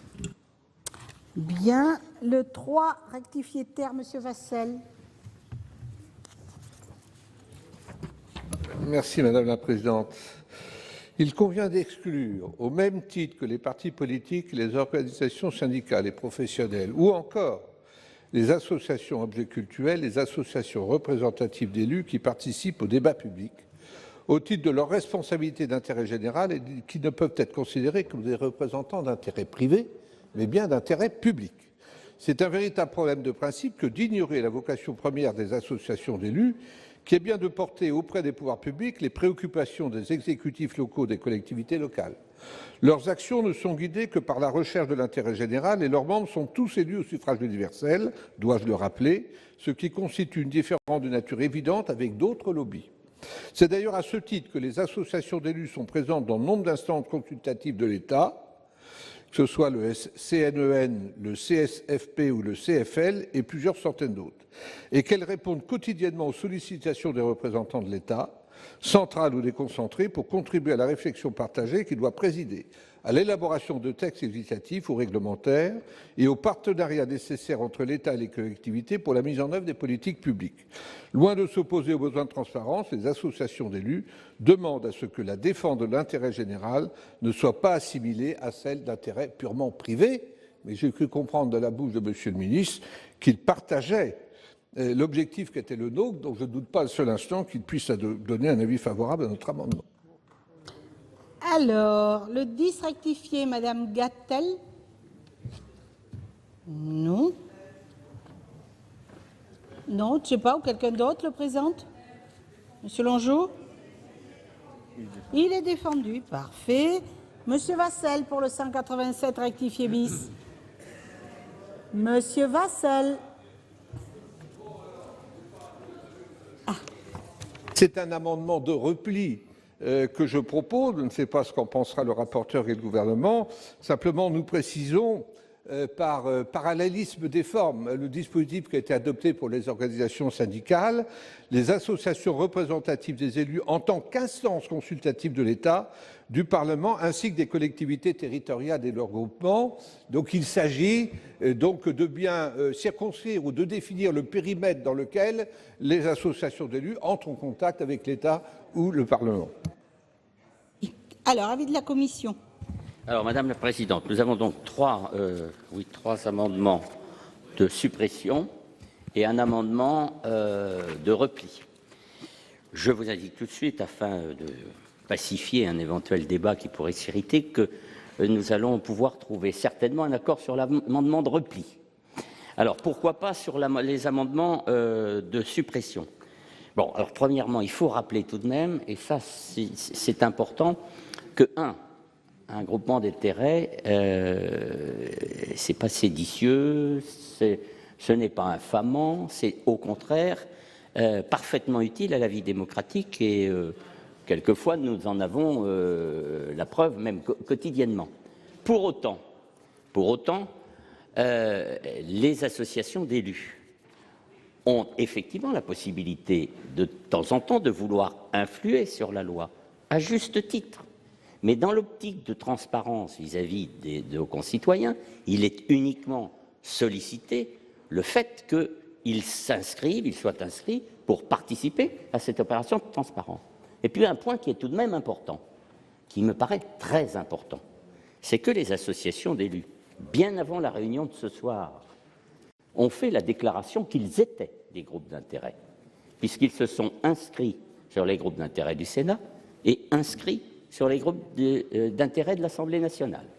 Ainsi, l'AMF s'est inscrit, l'Association des départements de France s'est inscrit, l'Association des élus du littoral s'est inscrit, Ville-de-France s'est inscrit, manifestant en cela qu'ils avaient parfaitement conscience de pouvoir être assimilés comme un groupe d'intérêt. Ce qui fait que on peut concevoir que pour une partie de leur activité, ils puissent effectivement, en participant à l'élaboration de la loi, en influant sur le débat, sur l'élaboration de la loi et du règlement, être considérés comme des associations, des groupements qui participent donc et qui font valoir leurs intérêts ou l'intérêt de leurs membres. L'avantage du dernier amendement, qui me paraît d'ailleurs pouvoir réunir un consensus, c'est que M. Vassel a fort justement, comme ça a été fait pour les syndicats, distingué entre certaines formes d'intervention des associations d'élus, Ce qui fait que l'esprit de son amendement est tout à fait satisfaisant, sans pour autant contredire la position qu'ont pris les associations, sans qu'on leur demande. L'association des maires, ça fait la 3e année consécutive qu'elle s'inscrit sur le groupe, sur le registre des groupes d'intérêt du Sénat, la dernière fois en décembre 2015. Alors, ce que je propose, donc, c'est effectivement de refuser, d'émettre un avis défavorable sur les amendements de pure suppression et, par comparaison avec ce qui a été fait pour les syndicats, sur l'excellente suggestion de notre collègue Vassel, de prendre son amendement, sauf avec une petite modification rédactionnelle, puisque de toute façon, le Parlement n'est pas concerné, les collectivités territoriales et leurs groupements ne sont pas concernés, et d'indiquer que votre amendement serait le suivant: les associations représentatives des élus dans le cadre du dialogue avec le gouvernement, là, elles sont exclues. Très bien. Alors, avis du gouvernement, Monsieur le ministre, sur cette série d'amendements. Alors, Madame la Présidente, le gouvernement, enfin, en tout cas moi-même, plutôt envie d'aider à ce qu'on puisse trouver une solution à la question qui est posée. D'abord, comme l'a très bien dit le rapporteur, êtes-vous encore président de l'association des communes de montagne? Je ne me souviens plus. Mais comme l'a très bien dit le rapporteur, les associations d'élus sont déjà aujourd'hui volontairement d'elles-mêmes inscrites sur des registres de représentants d'intérêt. Il n'y a donc pas pour elles une nouveauté découverte comme ça soudainement. Elles le sont au titre des registres de l'Assemblée nationale et comme du Sénat. Je pourrais vous en donner la liste. J'ai ici, mais elle est accessible directement sur Internet, même au sein de l'hémicycle. Vous aurez cette liste, elle comprend tout le monde, le littoral, la montagne, l'ensemble des types de collectivités territoriales. Donc tout le monde se considère déjà comme représentant d'intérêt. Donc je ne veux pas quitter le raisonnement qui était le mien au départ. Il y a des associations, des syndicats, des organisations patronales qui ont, de par la loi, un rôle qui leur est reconnu, de par la loi. Dans l'exercice de ces fonctions reconnues par la loi, évidemment, il ne s'agit pas de représentants d'intérêt au sens où nous l'entendons ici. Et donc, je vais donner un avis défavorable, comme le rapporteur, aux amendements qui excluent totalement les associations d'élus du registre de l'obligation d'être inscrits au registre des représentants d'intérêt. Mais comme le rapporteur, je pense qu'à partir de l'amendement de M. Vassel, nous pourrions trouver un accord. Alors, j'ai compris qu'il y avait une correction ou un sous-amendement du rapporteur. Les associations représentatives d'élus, dans le cadre du dialogue avec le gouvernement, et si on rajoutait, c'est ma proposition, et dans les conditions fixées par la loi, etc., etc. C'est lorsque... Et ça, ce n'est pas une condition fixée par la loi, c'est une condition fixée par la Constitution. Monsieur le sénateur, ça ne vous a pas échappé, même si ici, par définition, vous n'en connaissez pas l'application, puisqu'elle n'est utilisable qu'à l'Assemblée nationale. Donc je me tourne vers vous pour voir si vous seriez d'accord, pour qu'on fixe bien ce principe même dans les conditions fixées par la loi. On me dit, et j'ai en souvenir, j'étais président de région et participé en tant que vice-président de l'ARF aux côtés de fortes autorités qui siègent ici. J'ai été interlocuteur du gouvernement et dans le code des collectivités territoriales, il est prévu que pour telle ou telle activité, sur tel ou tel point, les associations doivent être consultées. Donc c'est pour ça que je voudrais qu'on fasse bien référence à ce sujet-là, qui est, je crois, la préoccupation de beaucoup d'entre vous. Donc si vous étiez d'accord sur cette précision, je suis sûr que le gouvernement donnerait un avis favorable à cet amendement. Rapporteur. Bien. Dans l'écriture, dans les conditions fixées par la loi, il est rare que le législateur s'exclue du champ de la loi. Donc on pourrait éviter de le mettre. Mais, encore une fois, je sens que si ça peut, entre le gouvernement, la majorité du Sénat, et je pense que là, elle sera unanime, conserver cette rédaction, j'en suis d'accord, j'ai sans doute notre collègue admettra cette petite correction supplémentaire. Alors, on va demander à M. Vassel son avis sur cette double modification de son amendement. J'ai compris, Madame la Présidente, le souci du rapporteur et du gouvernement d'éviter un débat polémique entre nous, de telle manière à ce que nous puissions trouver une solution de consensus. Donc j'y adhère, ce d'autant plus que le texte ne concerne que le gouvernement, puisque le rapporteur a très bien expliqué que pour ce qui concerne le Parlement, Assemblée nationale et Sénat ont leur propre registre en ce qui concerne les représentants d'intérêt.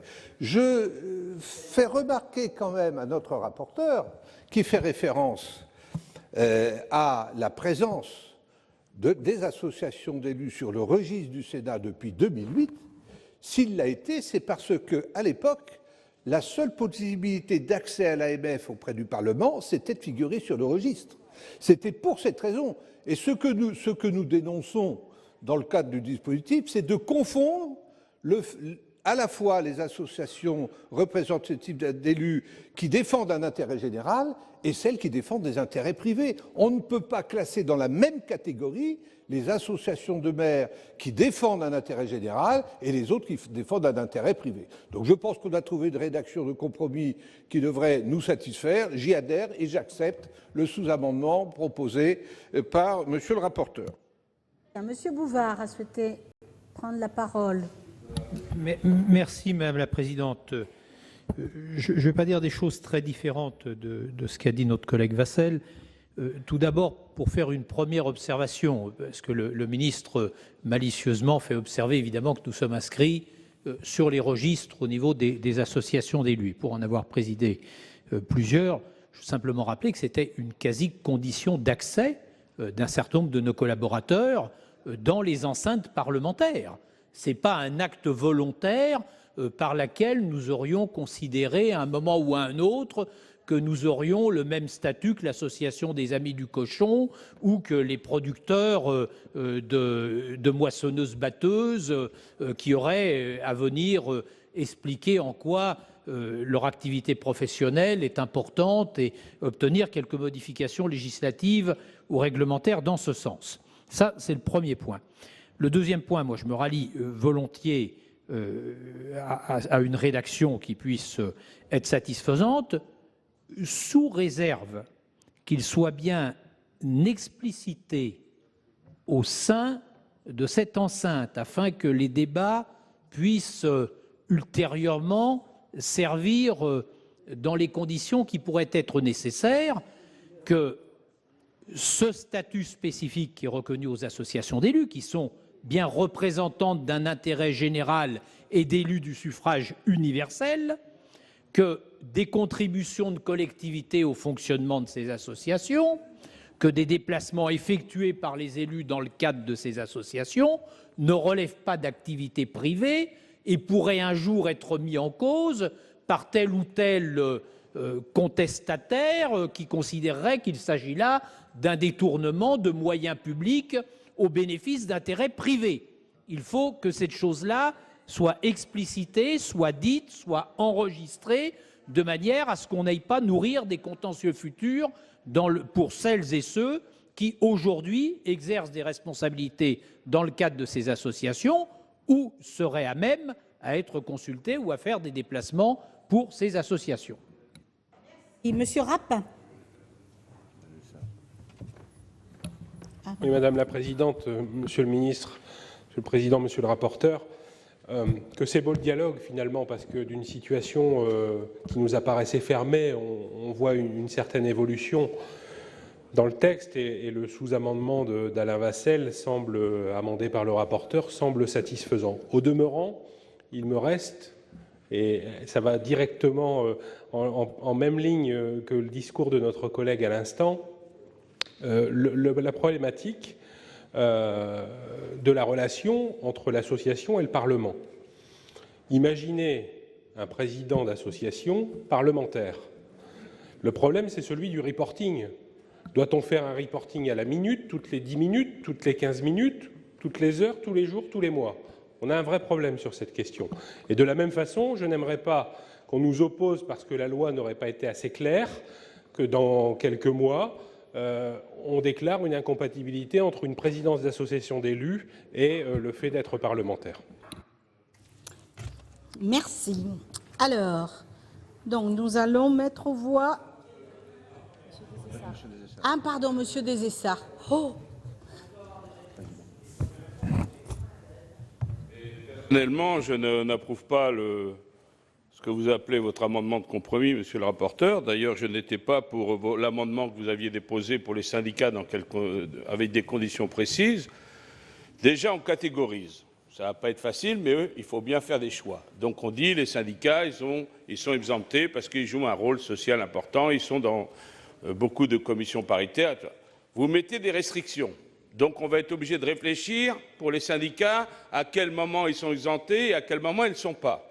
Et là, vous faites la même chose pour les associations d'élus. Alors peut-être que c'est un compromis pour les 100 personnes qui sont là, les 100 parlementaires qui sont là, mais ça va être ingérable. On ne fait pas la loi et des amendements pour se faire plaisir entre nous ici. On fait pour que ça soit appliqué et efficace ensuite. Alors là, on va dire les associations d'élus, lorsqu'elles sont en négociation avec le gouvernement, là, effectivement, elles sont exemptées. Mais autrement, non. Mais que ça va être épouvantable. Comment on va pouvoir classifier cela? Donc, pour faire plaisir et pour ne pas dire non, comme vous l'avez dit, aux associations d'élus, on complique la loi et on la rend difficilement applicable. Donc, personnellement, je ne voterai pas cela. Je serai minoritaire, mais au moins j'aurai la conscience pour moi. Très bien. Alors, nous allons mettre aux voix le 566 rectifié. Le 560... Ah, monsieur le rapporteur. Une réponse. Il ne peut pas y avoir de confusion, ni maintenant, ni à terme, entre les représentants d'intérêts privés, dont on croit à tort qu'ils seraient les seuls concernés par ces registres, et les organismes publics. La preuve, je veux dire, déjà sur le registre du Sénat, vous avez la SNCF, vous avez le Commissariat à l'énergie atomique, vous avez l'ONF, vous avez la CNIL, et vous avez la Haute Autorité. Donc il n'y aura pas de...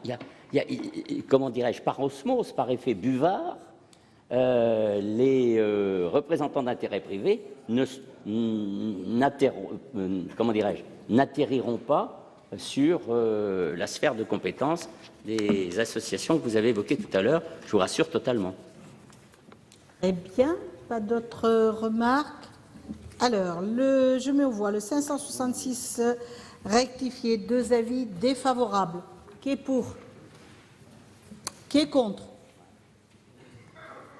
Qui s'abstient? Il n'est pas adopté. Même vote pour le 3 rectifié terre et le 10 rectifié. Et nous a... Ah, Madame Gatel. Madame la Présidente, je ne sais pas si vous avez mis le 10 au vote. J'aurais voulu intervenir avant pour dire que le Sénat confirme encore qu'il est le lieu de la sagesse. Je pense qu'on avait sur le texte une vraie difficulté au regard de la position et de la valeur ajoutée des associations d'élus. Je remercie l'excellence du rapporteur et l'excellence de la proposition de mon collègue Vassel. Donc je retire cet amendement. Bon, il est retiré. Et donc nous arrivons au 187 rectifié terre qui donc a été... Monsieur Vassel. Après l'intervention de notre collègue, le sénateur de Cessard, il n'y a aucune complication, chers collègues, de l'application du dispositif. Alors, je peux comprendre que vous ayez une position radicale qui voudrait qu'on fasse disparaître la totalité de la liste qui apparaît dans cet article. Mais vouloir maintenant maintenir, par exemple, les syndicats et ne pas mettre les associations d'élus, ça nous mettrait en complète contradiction avec, parce que monsieur le rapporteur a fait remarquer qu'apparaissait dans la liste des représentants d'intérêt du Parlement et du Sénat en particulier, la CNIL et d'autres organismes, et je fais remarquer que la CFDT y paraît également, et le MEDEF. Donc il y aurait une véritable incompréhension à ce que les associations représentatives d'élus qui défendent un intérêt général, lorsqu'elles sont en dialogue avec le gouvernement, n'apparaissent pas dans le listing. Point. C'est pas plus compliqué que ça. Merci. Madame la Présidente Gouraud. Je voudrais juste remercier aussi le ministre, puisque ça n'a pas été fait, pour avoir soutenu, bien sûr, la position du rapporteur, et le remercier aussi de respecter, au fond, la séparation des pouvoirs. C'est quelque chose de très important entre l'exécutif et le législatif. Merci. Eh bien alors, je vais le... Ah, Monsieur Anziani. Madame la Présidente, je me sens obligé également d'intervenir, tout simplement pour moi aussi me féliciter de l'accord qui vient d'être trouvé. Ce n'était pas simple, chacun l'a dit tout à l'heure. Je comprends certaines observations de Jean Desessarts, mais je ne les partage pas. Parce qu'effectivement, je crois que c'est un équilibre qui vient d'être trouvé, qui devrait fonctionner, puisque là, on précise que c'est les associations de représentants des élus, mais pas dans toutes leurs fonctions, dans une dimension précise qui est le dialogue avec l'État. Pour le reste, elles resteront soumises aux différentes obligations qu'on trouve page 26 de ce petit livre, et donc aussi soumises au contrôle de la haute autorité. Donc je trouve que c'est un équilibre tout à fait intéressant. Merci, Monsieur Anziani. Alors, je vais mettre aux voix cet amendement 187 rectifié terre tel qu'il a été modifié, et donc avec 2 avis favorables. Qui est pour? Qui est contre? Qui s'abstient? Il est adopté. L'amendement suivant. Madame Canayer, pour le 137 rectifié terre.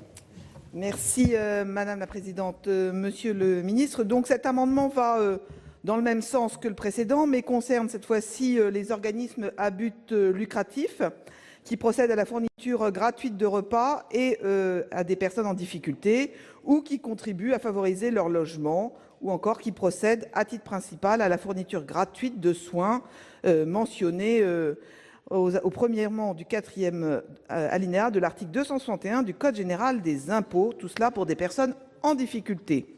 Nombre de ces organismes travaillent avec des bénévoles, faisant preuve de générosité et de solidarité avec les exclus et personnes en difficulté. Il est donc normal qu'ils ne soient pas assimilés à des lobbyistes. Cette définition est celle qui figure à l'article 1er, paragraphe 1er, pardon, de l'article 200 du Code général des impôts, et seraient notamment concernés les Restos du Cœur, la Croix-Rouge, Emmaüs, la Banque alimentaire, la Fondation d'Auteuil, Habitat et Humanisme, la Fondation Abbé Pierre et le Petit Frère des Pauvres. Merci. Si avis de la Commission, Monsieur le rapporteur. Oui, évidemment, le but de la liste n'est pas d'en faire une totalement exhaustive. Et cet amendement propose de créer une exemption pour certaines associations caritatives.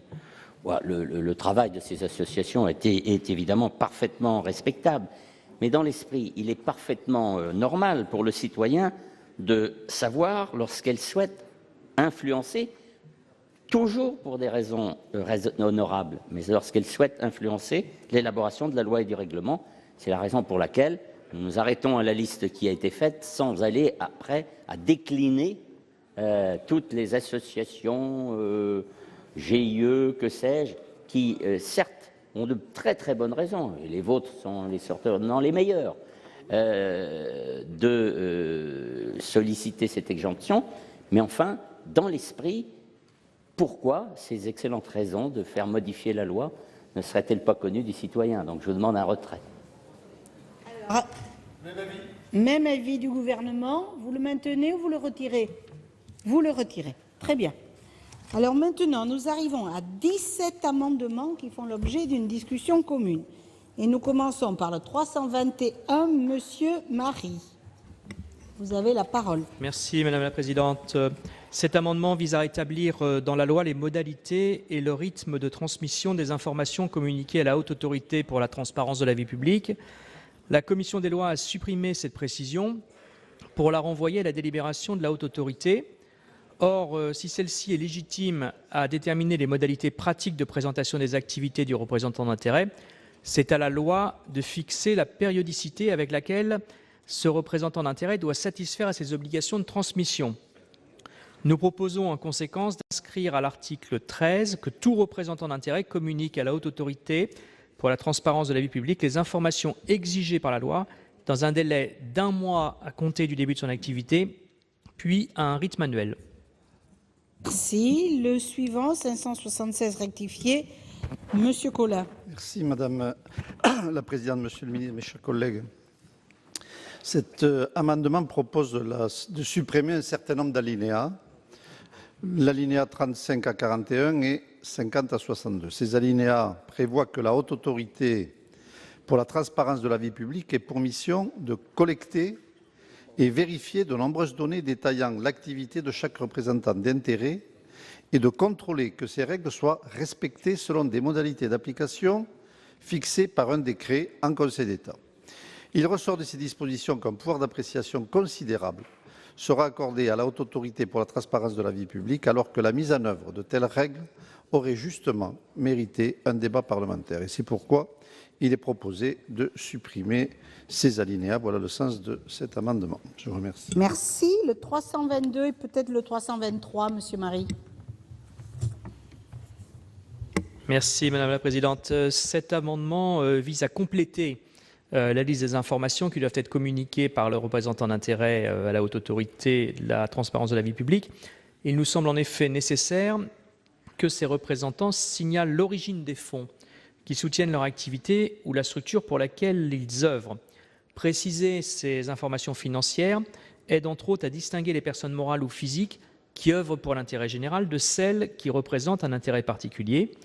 Cela devrait permettre de s'assurer par recoupement de la véracité des autres informations fournies et notamment de s'assurer que la personne morale déclarée comme représentant d'intérêt n'est pas le paravent d'une autre personne morale. Le présent amendement a ainsi pour objet de lutter contre l'ingérence des représentants d'intérêt dans les politiques publiques et ainsi de prévenir les conflits d'intérêts. 323, Monsieur Marie. Alors, cet amendement est de même inspiration que le précédent et vise à compléter lui aussi les informations qui sont communiquées à la Haute Autorité. Dans son esprit, il reprend le 2 bis de l'article 13, voté à l'Assemblée nationale, mais sous une forme différente, simplifiée et, nous semble-t-il, mieux intégrée dans le schéma global de l'article 13. L'amendement prévoit qu'à compter de sa première année d'exercice, le représentant d'intérêt communique le bilan de ses activités en précisant le montant des dépenses et du chiffre d'affaires associé à ces activités, ainsi que ses sources de financement. La Haute Autorité pour la transparence de la vie publique rend ce bilan public par l'intermédiaire d'un service de communication en ligne. Ce bilan annuel d'activité devra permettre à la Haute Autorité de mettre en perspective les autres déclarations fournies et d'en évaluer la sincérité et la cohérence. Sans cet élément de nature qualitatif, nous craignons que les informations recueillies soient d'une portée assez limitée et ne permettent pas d'appréhender dans leur globalité et sur la durée les activités des représentants d'intérêt et leur éventuelle influence sur la vie publique. Merci. Le 670, Monsieur Plié, au nom de la C'est une commission. correction d'une erreur de référence. D'accord. 87 rectifié, Monsieur Cabanel.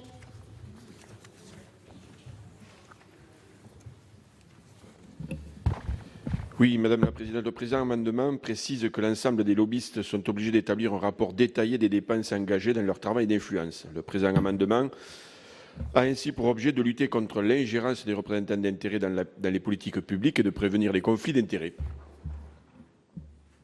Merci. Le 401 rectifié quater, Monsieur Longeau. Monsieur Longeau. Monsieur Longeau, il est peut-être défendu. Oui, il est défendu. Voilà. Monsieur Cabanel pour le 89 rectifié. Eh oui, comment vous faites-vous? Dans ce rapport est intitulé « Renouer la confiance publique », le président de la Haute Autorité pour la transparence de la vie publique, Jean-Louis Nadal, souligne avec pertinence que dans une démocratie moderne, la frontière entre sphère publique et société civile ne doit en effet pas être étanche. Si les élus demeurent les décideurs ultimes, l'intérêt général se conçoit de moins en moins de manière autoritaire, verticale, unilatérale et transcendale. L'avis des représentants d'intérêt, quel qu'il soit, apporte à l'État une expertise tout au long du processus de décision qui, face à la complexité et à la technicité croissante des politiques publiques, ne peut pas être négligée. Cette technicité croissante, les parlementaires que nous sommes y faisons face tous les jours. Nous passons ainsi du dialogue social à la transparence financière, de la politique agricole commune aux conséquences du Brexit. Bref, les sujets sur lesquels nous débattons sont vastes et l'expertise des représentants d'intérêt est essentielle puisqu'elle nous permet d'avoir des échos des territoires et des métiers. Toutefois, Il est important que les représentants d'intérêts puissent fournir, sur demande, des données sur le financement et les méthodologies des informations transmises aux personnes publiques sur lesquelles ces dernières vont se fonder pour prendre une décision publique. Cela doit nous aider à prendre de meilleures décisions ou, en tous les cas, les décisions en connaissance de cause. Merci. Le 220, Monsieur Boniatowski n'est pas donc soutenu. Le 666, Monsieur Pillet, au nom de la Commission. Oui, cet amendement fixe un cadre au pouvoir de contrôle de la haute autorité. La rédaction issue de l'Assemblée nationale lui confère un pouvoir de contrôle sur pièce et sur place dont la portée est assez ambiguë, puisqu'en cas d'entrave à l'action de la haute autorité, seul est possible des poursuites pour l'infraction pénale d'entrave, du délit d'entrave. Ce qui a conduit d'ailleurs le Conseil d'État à indiquer dans son avis que la haute autorité ne peut pas imposer de manière coercitive son pouvoir de contrôle. Donc, pour lever toute ambiguïté et assurer la proportionnalité des prérogatives de la haute autorité par rapport aux missions qui lui sont confiées, cet amendement précise que son pouvoir de contrôle sur place se limite aux locaux professionnels des représentants d'intérêts, excluant ainsi le domicile qui bénéficie d'une protection constitutionnelle particulière. En outre, en cas d'opposition à ce contrôle, il appartiendrait au juge, seulement au juge, de statuer pour déterminer si la demande de communication de vérification sur place est conforme à la loi. À noter d'ailleurs que cela vient à faire que le régime particulier applicable aux avocats n'est plus nécessaire, car il est moins protecteur que le régime proposé. Ce régime reprend d'ailleurs celui applicable aux défenseurs des droits. Et enfin, la sanction pénale, vous le voyez dans l'amendement, en cas d'entrave est limitée à une amende, la peine d'emprisonnement est paraissant disproportionnée. En effet, je vais comparer, la sanction encourue par un représentant d'intérêt en cas de violation de ses obligations est limitée à une amende, alors que le délit d'entrave serait, lui, puni d'une peine d'emprisonnement. Vous verrez que le montant de l'amende est cependant augmenté à 30 000 € sur le modèle, c'est une question de cohérence, sur le modèle de celle qui est prévue en cas d'entrave à l'article 4 du projet de loi. Merci. Alors, le 94 rectifié, Monsieur Adnot. Merci Madame la Présidente. Je vais présenter le 94 et le 93, si vous le voulez bien, puisque dans les deux cas, il s'agit de remplacer la deuxième, la troisième et la quatrième phrase de l'alinéa 52 par deux phrases qui vous sont proposées dans les amendements. Et il s'agit d'organiser la protection du secret professionnel des avocats et les conditions dans lesquelles ils pourraient d'abord remettre des informations par la haute autorité, qui ne pourra se faire qu'avec l'accord des professionnels concernés, et ainsi que l'application du régime spécifique des perquisitions et saisies visées aux articles 56.1 à 56.3. Merci. Alors, le 427 pour Monsieur Labbé. Très bien.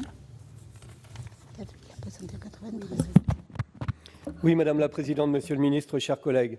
Le nouvel article 18.8 créé par ce projet de loi fixe les conditions dans lesquelles la Haute Autorité pour la transparence de la vie publique va pouvoir se faire communiquer par les représentants d'intérêts toute information ou document nécessaire à l'exercice de sa mission, sans que le secret professionnel puisse lui être opposé, comme le stipule l'alinéa 51 de l'article 13 du présent texte. En l'état actuel, un dispositif spécifique est tout de même prévu lorsque cette demande concerne un avocat. En effet, la demande de communication d'informations ou de documents ne pourra se faire que sur pièce et non pas sur place, et auprès du bâtonnier de l'ordre auprès duquel l'avocat visé est inscrit. Il reviendra au bâtonnier de transmettre à la haute autorité de l'information ou le document demandé. Cet amendement tend à modifier ce dispositif en ce qu'il institue un nouveau régime de droit de communication qui n'apporte aucune garantie supplémentaire au regard de la nécessaire protection du secret professionnel. La jurisprudence du Conseil d'État, dans son arrêt du 12 mars 1982, prohibe tout droit de communication général ou absolu portant atteinte au secret professionnel. Aussi, le présent amendement propose d'élargir les garanties non pas seulement aux avocats, mais aussi aux journalistes, médecins, huissiers de justice et notaires visés aux articles 56.1 à 56.3 du Code de la procédure pénale. Ainsi, la remise des informations demandées par la Haute Autorité ne pourra pas se faire sans l'accord du professionnel concerné. En outre, dans l'hypothèse où cette demande s'opérerait sur place, il convient de prévoir l'application du régime spécifique des perquisitions et saisies visées aux articles 56.1 à 56.3 du Code de procédure pénale. Je vous remercie. Merci. Peut-être que vous pouvez présenter le 428. Ah non, c'est M. Desessard. Oui, merci Madame la Présidente. Donc, bien sûr que nous souhaitons que la Haute Autorité puisse exercer sa mission de contrôle vis-à-vis des représentants d'intérêts, mais il y a également dans la loi la préservation du secret professionnel. Et comme cela a été dit par mon collègue, ce sont les avocats, journalistes, médecins, huissiers et notaires. Et dans notre amendement, eh bien, comment allier la mission de la Haute Autorité pour la transparence avec la préservation du secret professionnel lors de la communication d'informations. Et c'est pour ça que nous déposons ces deux amendements. Le 667, M. Pilet, au nom de la Commission. Cet amendement accorde à la Haute Autorité pour la transparence de la vie publique la faculté de rendre publique une mise en demeure adressée à un représentant d'intérêt qui ne respecterait pas les règles déontologiques qu'elle a fixées et qui lui sont applicables. Le 359, M. Cabanel. L'amendement a pour objet de préciser à la Haute Autorité pour la transparence de la vie publique que lorsqu'elle avise une personne exerçant des fonctions publiques qui aurait répondu favorablement à une sollicitation effectuée par un représentant d'intérêt, peut rendre publiques les observations adressées à cette personne. Il n'y a pas lieu d'empêcher la Haute Autorité de recourir à cette publicité si elle l'estime utile au cas d'espèce. L'amendement prévoit par ailleurs la publicité en cas de réitération du manquement dans un délai de 5 ans. Nous considérons en effet qu'il n'y a pas lieu de faire porter la seule responsabilité sur le représentant d'intérêt. Nul n'étant censé ignorer la loi, la personne publique qui répond favorablement à une sollicitation d'un représentant d'intérêt le fait nécessairement en connaissance de cause et doit en assumer la responsabilité.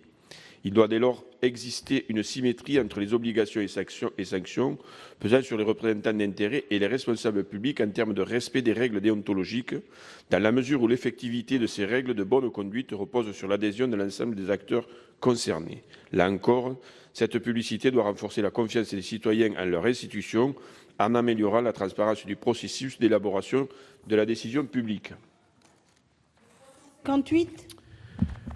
L'amendement a pour objet de rétablir la possibilité pour la Haute Autorité pour la transparence de la vie publique de prononcer des sanctions administratives financières en cas de manquement par le représentant d'intérêt à ses obligations déontologiques. La Haute Autorité pourrait ainsi prononcer une sanction financière d'un montant maximal de 30 000 € pour le représentant d'intérêt personne physique ou d'un montant maximal équivalent à 1% du chiffre d'affaires pour les personnes morales. Notre logique est la même, celle de la rapidité et de l'efficacité par le recours aux sanctions administratives. Par ailleurs, la sanction serait rendue publique en cas de réitération du manquement dans un délai de 5 ans. Alors, avis de la Commission, Monsieur le rapporteur, sur cette série. Alors, premièrement, l'amendement 321.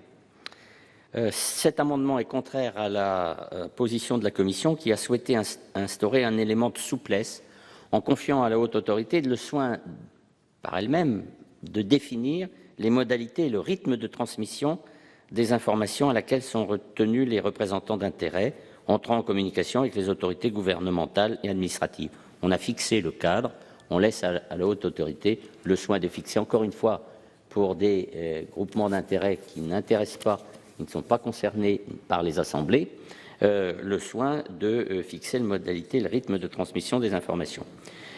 Moi, ça peut paraître plus sage de s'en remettre à la Haute Autorité qui va pouvoir ainsi avoir plus de souplesse que nous dans la loi, moduler et adapter cette durée à l'usage plutôt que de graver des éléments intangibles dans la loi. C'est donc un avis défavorable. L'amendement 576, alors l'avis était favorable puisque cet amendement supprime une large partie des informations à transmettre à la Haute Autorité pour la transparence de la vie publique, supprime les pouvoirs de contrôle de cette dernière, donc c'est évidemment un avis défavorable. L'amendement 322, je comprends parfaitement l'inspiration de cet amendement qui vise à connaître le financement exhaustif des représentants d'intérêt. Cependant, l'obligation de transmettre la liste nominative complète, c'est le texte de votre amendement, des financeurs risque de devenir problématique lorsqu'il s'agira de mettre en œuvre, par exemple, une fondation ou une grande association caritative. Imaginez les Restos du Cœur qui doivent envoyer la liste de tous ceux qui ont donné. Dans ces conditions, cette obligation d'information paraît en l'état excessive dans son périmètre. Je vous demanderai donc de retirer, étant entendu encore une fois que la Haute Autorité fixera les règles pour parvenir à la transparence maximum du financement de ces groupements d'intérêt. L'amendement 323. Cet amendement reprend une disposition qui a été introduite par le rapporteur de l'Assemblée nationale en veillant toutefois à retenir un rythme annuel, non pas semestriel, de transmission de ces informations. Chaque représentant d'intérêt serait donc tenu de transmettre des informations supplémentaires à la Haute Autorité. Il me semble que ces précisions ne sont pas utiles car le texte de la Commission prévoit, en son alinéa 35, que les représentants d'intérêt devront établir une présentation de leur activité et que les modalités de cette présentation seront fixées, encore une fois, par la Haute Autorité. Par conséquent, cet amendement pourrait compliquer la rédaction. Là aussi, je sollicite le retrait, bien sûr, dans toutes ces demandes de retrait. À défaut, c'est des avis défavorables. Je me suis expliqué sur l'amendement 670, qui est une correction d'erreur matérielle. En ce qui concerne l'amendement numéro 87, alors cet amendement fixe les règles qui, pour partie, sont renvoyées par le texte de la Commission à la délibération de la Haute Autorité et qui, pour l'autre, relèveront du pouvoir de fixation des règles reconnues à chaque pouvoir public constitutionnel, le Sénat par exemple. Donc avis défavorable au retrait. Amendement 401. Alors les amendements 401 et 89, par des rédactions qui sont voisines, proposent de permettre de solliciter d'un représentant d'intérêt les informations concernant le financement et la méthodologie des informations transmises. Alors il me semble que ce droit existe sans qu'il soit d'ailleurs besoin de le reconnaître. Si un représentant d'intérêt apporte des éléments au débat et que ces assertions ne sont appuyées d'aucune donnée, aucun membre du gouvernement ou parlementaire ne sera enclin à suivre ce qui sera plaidé. Dès lors, ces amendements n'apportent pas d'éléments nouveaux. Donc, pour ces amendements 401 et 89, j'émets un avis défavorable ou plutôt une demande de retrait. Alors, l'amendement 666 que j'ai présenté, s'il est adopté, fera, à mon avis, donnera satisfaction au 94 rectifié. Il est satisfait par l'amendement que je viens d'évoquer. Il satisfera également l'amendement 427. Il satisfera également l'amendement 93. Et il satisfera l'amendement 428 et 428. En ce qui concerne l'amendement 359, je pense que ça repose sur un malentendu. Le texte qui a été adopté par la Commission reprend sur ce point le texte qui a été voté par les députés et il permet à la Haute Autorité de rendre publique la mise en demeure qu'elle a adressée à un représentant d'intérêt en cas de violation des règles déontologiques. En revanche, si un responsable public, c'est-à-dire l'autre partie, a répondu à une sollicitation de ce représentant d'intérêt, il n'a pas forcément commis une faute. Donc, vous avez deux exemples. Par exemple, pour l'illustrer, un représentant d'intérêt offre un cadeau à un responsable public excédant le montant autorisé, 150 €. Dans ce cas, le responsable public l'a accepté et a commis, comme le représentant d'intérêt, une faute en ne le déclarant pas. On est d'accord. Mais en revanche, si un représentant d'intérêt qui n'est pas à jour de la transmission de ces informations à la Haute Autorité rencontre un responsable public, ce dernier n'est pas censé savoir qu'il n'est pas à jour dans ses déclarations. Et dans ce cas-là, il est évident qu'il ne faut pas, évidemment, la Haute Autorité n'aura pas à publier un avertissement, enfin en tout cas, le responsable public ne pourra pas être regardé comme fautif. Donc, la diversité des situations qui peuvent exister entre le représentant d'intérêt et le responsable public ne permet pas, à mon avis, dans la loi, de systématiser la publicité des observations, car elles correspondent à des hypothèses différentes. C'est la raison pour laquelle, là aussi, je demanderai un retrait ou, à défaut, un avis défavorable. Madame la Présidente, ai-je terminé? Je crois que oui. Je l'ai descendu. Très bien. Alors, avis du gouvernement, Monsieur le ministre, sur cette série. Merci Madame la Présidente. Alors, sur la plupart de ces amendements, le gouvernement partage l'avis donné par le rapporteur, qui est un avis défavorable, sauf à ce que ces amendements puissent être retirés. Cependant, sur le 321 de Monsieur Marie, c'est un avis de sagesse de la part du gouvernement. Sur le 576, 322, 323, retrait ou défavorable, comme le rapporteur. Sur l'amendement 670 du rapporteur, qui est très modeste, c'est un amendement très important, le gouvernement est favorable. Le 87, ne souriez pas, monsieur le rapporteur, le 87 rectifié, le 401 rectifié, le 89 rectifié, oui, là c'est défavorable à défaut d'un retrait.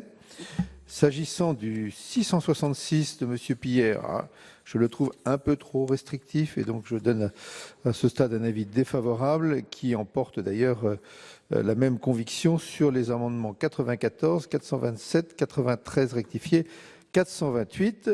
Je suis par contre favorable à l'amendement 667 du rapporteur et, à défaut qu'il soit retiré par M. Cabanel, défavorable sur le 359 et 358 compte tenu des explications données par le rapporteur.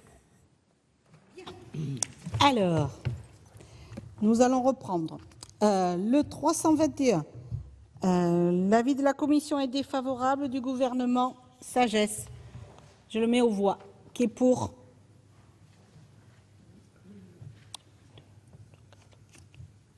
Qui est contre?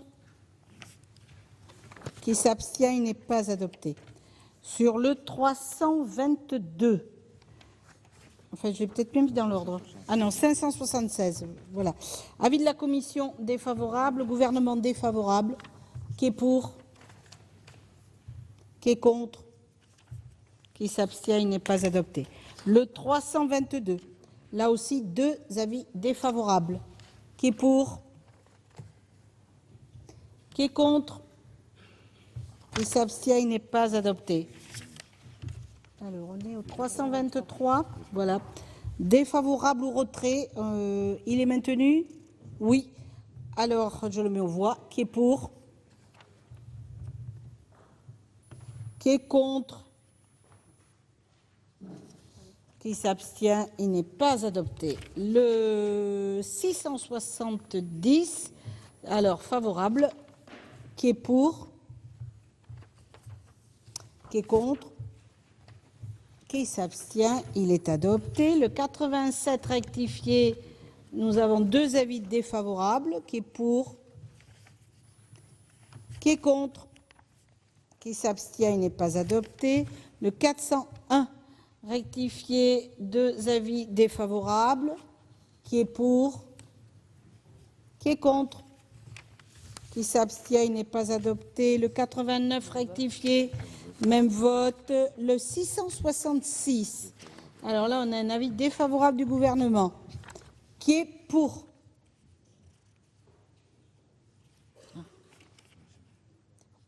Qui est contre? Qui s'abstient? Il est adopté. Alors, le 94 rectifié tombe, le 427 également, le 93, le 428, et nous arrivons au 667 avec un avis favorable du gouvernement. Qui est pour? Qui est contre? Qui s'abstient? Il est adopté. Le 359 est maintenu. Bon, donc je le mets aux voix avec avis défavorable. Qui est pour? Qui est contre? Qui s'abstient? Il n'est pas adopté. Même vote pour le 358. Et nous arrivons à l'amendement 650 présenté par le gouvernement. Monsieur le ministre. Merci Madame la Présidente. Nous passons à un autre type de débat qui est strictement juridique. Il n'y a pas là non plus de désaccord sur le fond. La Commission, vous me dites si je me trompe, Monsieur le rapporteur, préfère renvoyer à une disposition réglementaire la fixation des obligations, les règles déontologiques que les représentants d'intérêts devront respecter dans leur rapport avec les autorités gouvernementales et administratives, alors que nous considérons que l'article 34 de la Constitution ne permet pas de renvoyer ces dispositions à un décret. C'est ce qu'on appelle dans le jargon juridique une incompétence négative du législateur.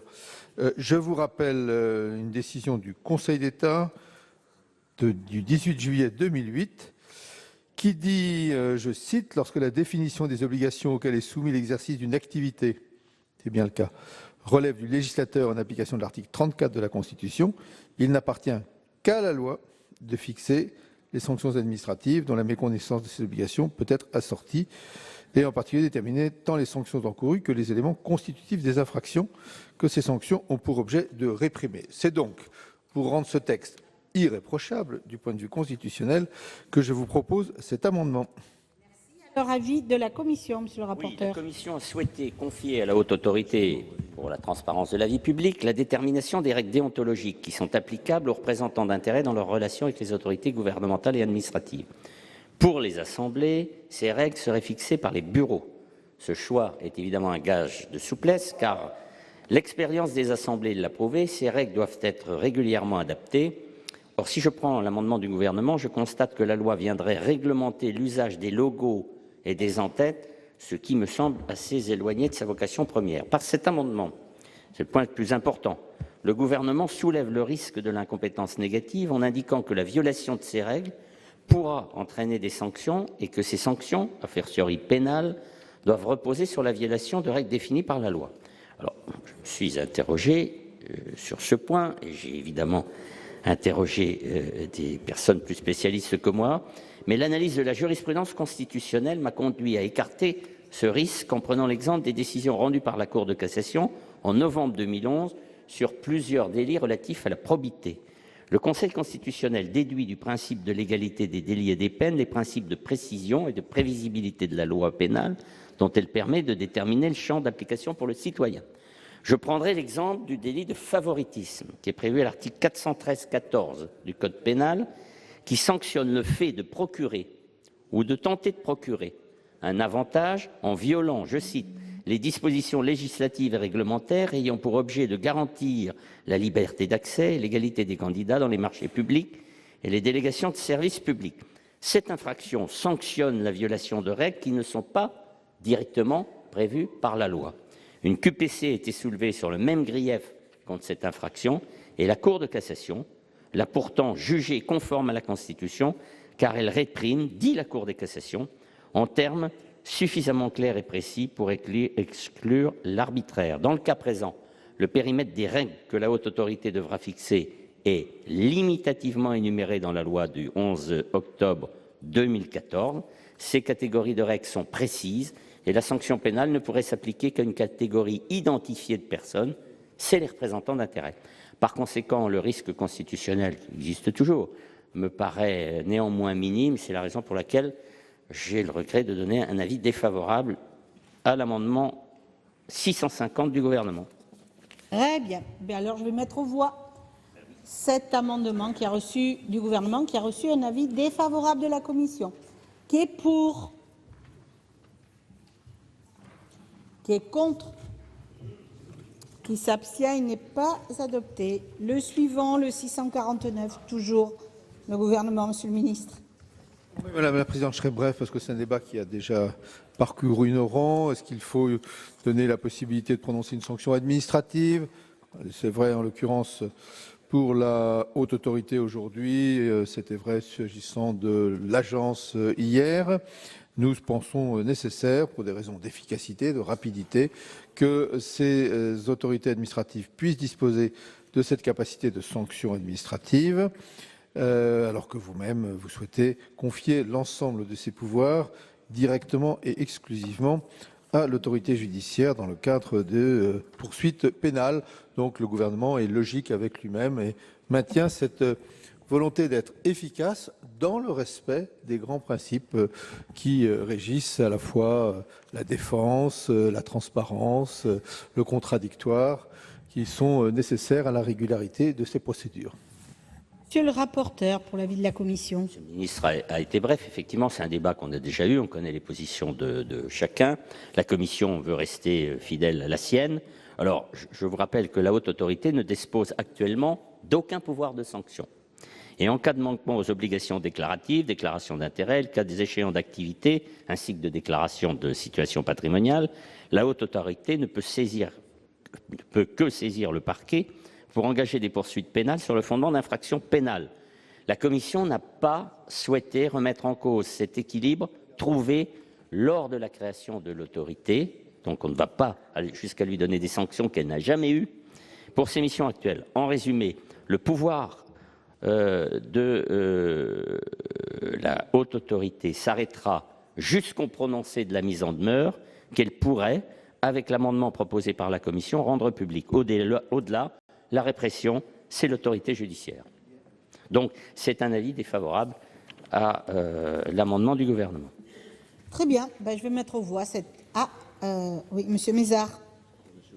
Vous avez la parole. Monsieur. Merci Madame la Présidente, Monsieur le Ministre. Effectivement, je ne peux pas manquer l'occasion de reparler des autorités administratives indépendantes, donc de la Haute Autorité Transparence, et nous avons suffisamment travaillé dans ce domaine au Sénat pour suivre l'avis de la Commission qui me paraît particulièrement judicieux. À force de donner aux autorités administratives indépendantes des pouvoirs de sanction, alors que jusqu'ici d'ailleurs la Haute Autorité Transparence, lorsqu'elle constatait certains faits, devait transmettre à l'autorité judiciaire au parquet. Là, on ouvre, si on suivait le gouvernement, on ouvrirait une fois de plus une brèche qui est, à mon avis, tout à fait regrettable, et je crois que l'avis de la Commission est particulièrement pertinent, à moins que nous ne soyons définitivement sous le contrôle de ces autorités administratives indépendantes chères à la haute fonction publique. Monsieur Vassel. Madame la Présidente, je voudrais profiter de cet amendement du gouvernement pour faire remarquer, un peu dans la ligne de ce que vient d'exprimer notre collègue Monsieur Mézard, c'est qu'il est prévu à l'alinéa 53 qui est passé que la Haute Autorité pour la transparence de la vie publique protège la confidentialité des informations et documents auxquels elle a accès pour l'exercice de cette mission, hors ceux dont la publication est prévue au présent article. Très bien, on donne un pouvoir de sanction à la Haute Autorité, mais quelles sanctions pourront être appliquées à la Haute Autorité qui ne respecterait pas la confidentialité? Je n'ai vu aucun alinéa, aucun article de la loi qui prévoirait des sanctions à l'encontre de la Haute Autorité et qui ne respecterait pas la confidentialité. Sauf si Monsieur le rapporteur peut m'éclairer sur ce point, dans une autre disposition peut-être du texte un peu plus loin, mais je pense que si on veut un équilibre entre l'un et l'autre, je crois que les sanctions, la Haute Autorité, elle ne doit pas être placée en dehors de toute sanction. Elle doit elle-même respecter la confidentialité. Donc j'aimerais bien être éclairé sur ce point. Bien. Alors, il n'y a pas d'autre prise de parole. Donc, je vais mettre aux voix cet amendement. Monsieur Doligé. Oui, ça va être très court, mais je voudrais dire que je soutiens 100% les deux interventions qui viennent d'être faites. Plus ça va, plus on donne de pouvoir aux hautes autorités. Il y en a un certain nombre qui existent maintenant, qui ont tous les pouvoirs et qui sont incontrôlables. Ça devient totalement insupportable. Alors, c'est vrai pour le défenseur des droits, parce qu'il a des limites. On ne peut pas aller jusqu'à un certain point contrôler ce qu'il fait. C'est vrai maintenant pour la Haute Autorité qui va avoir des pouvoirs quasiment illimités. À chaque fois que nous intervenons sur ces sujets-là, on en met un peu plus. Bon. Et en finale, on n'aura plus aucune capacité de contrôler qui que ce soit. Alors moi, j'aimerais bien qu'effectivement, suite à l'intervention de nos collègues et de notre collègue Vassel, qu'on puisse avoir quelques informations complémentaires ou quelques réponses à ces interrogations. Merci. Eh bien, sans intervention, je vais mettre aux voix cet amendement du gouvernement qui a reçu un avis défavorable de la commission. Qui est pour?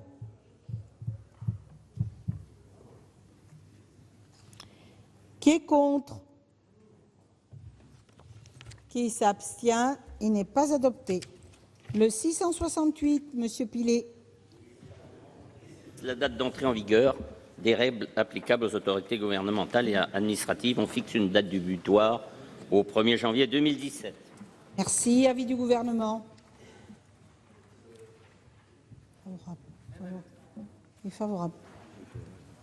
Bien, je le mets aux voix. Qui est pour? Qui est contre?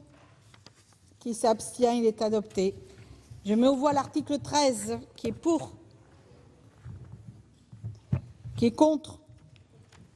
Qui s'abstient? Il est adopté.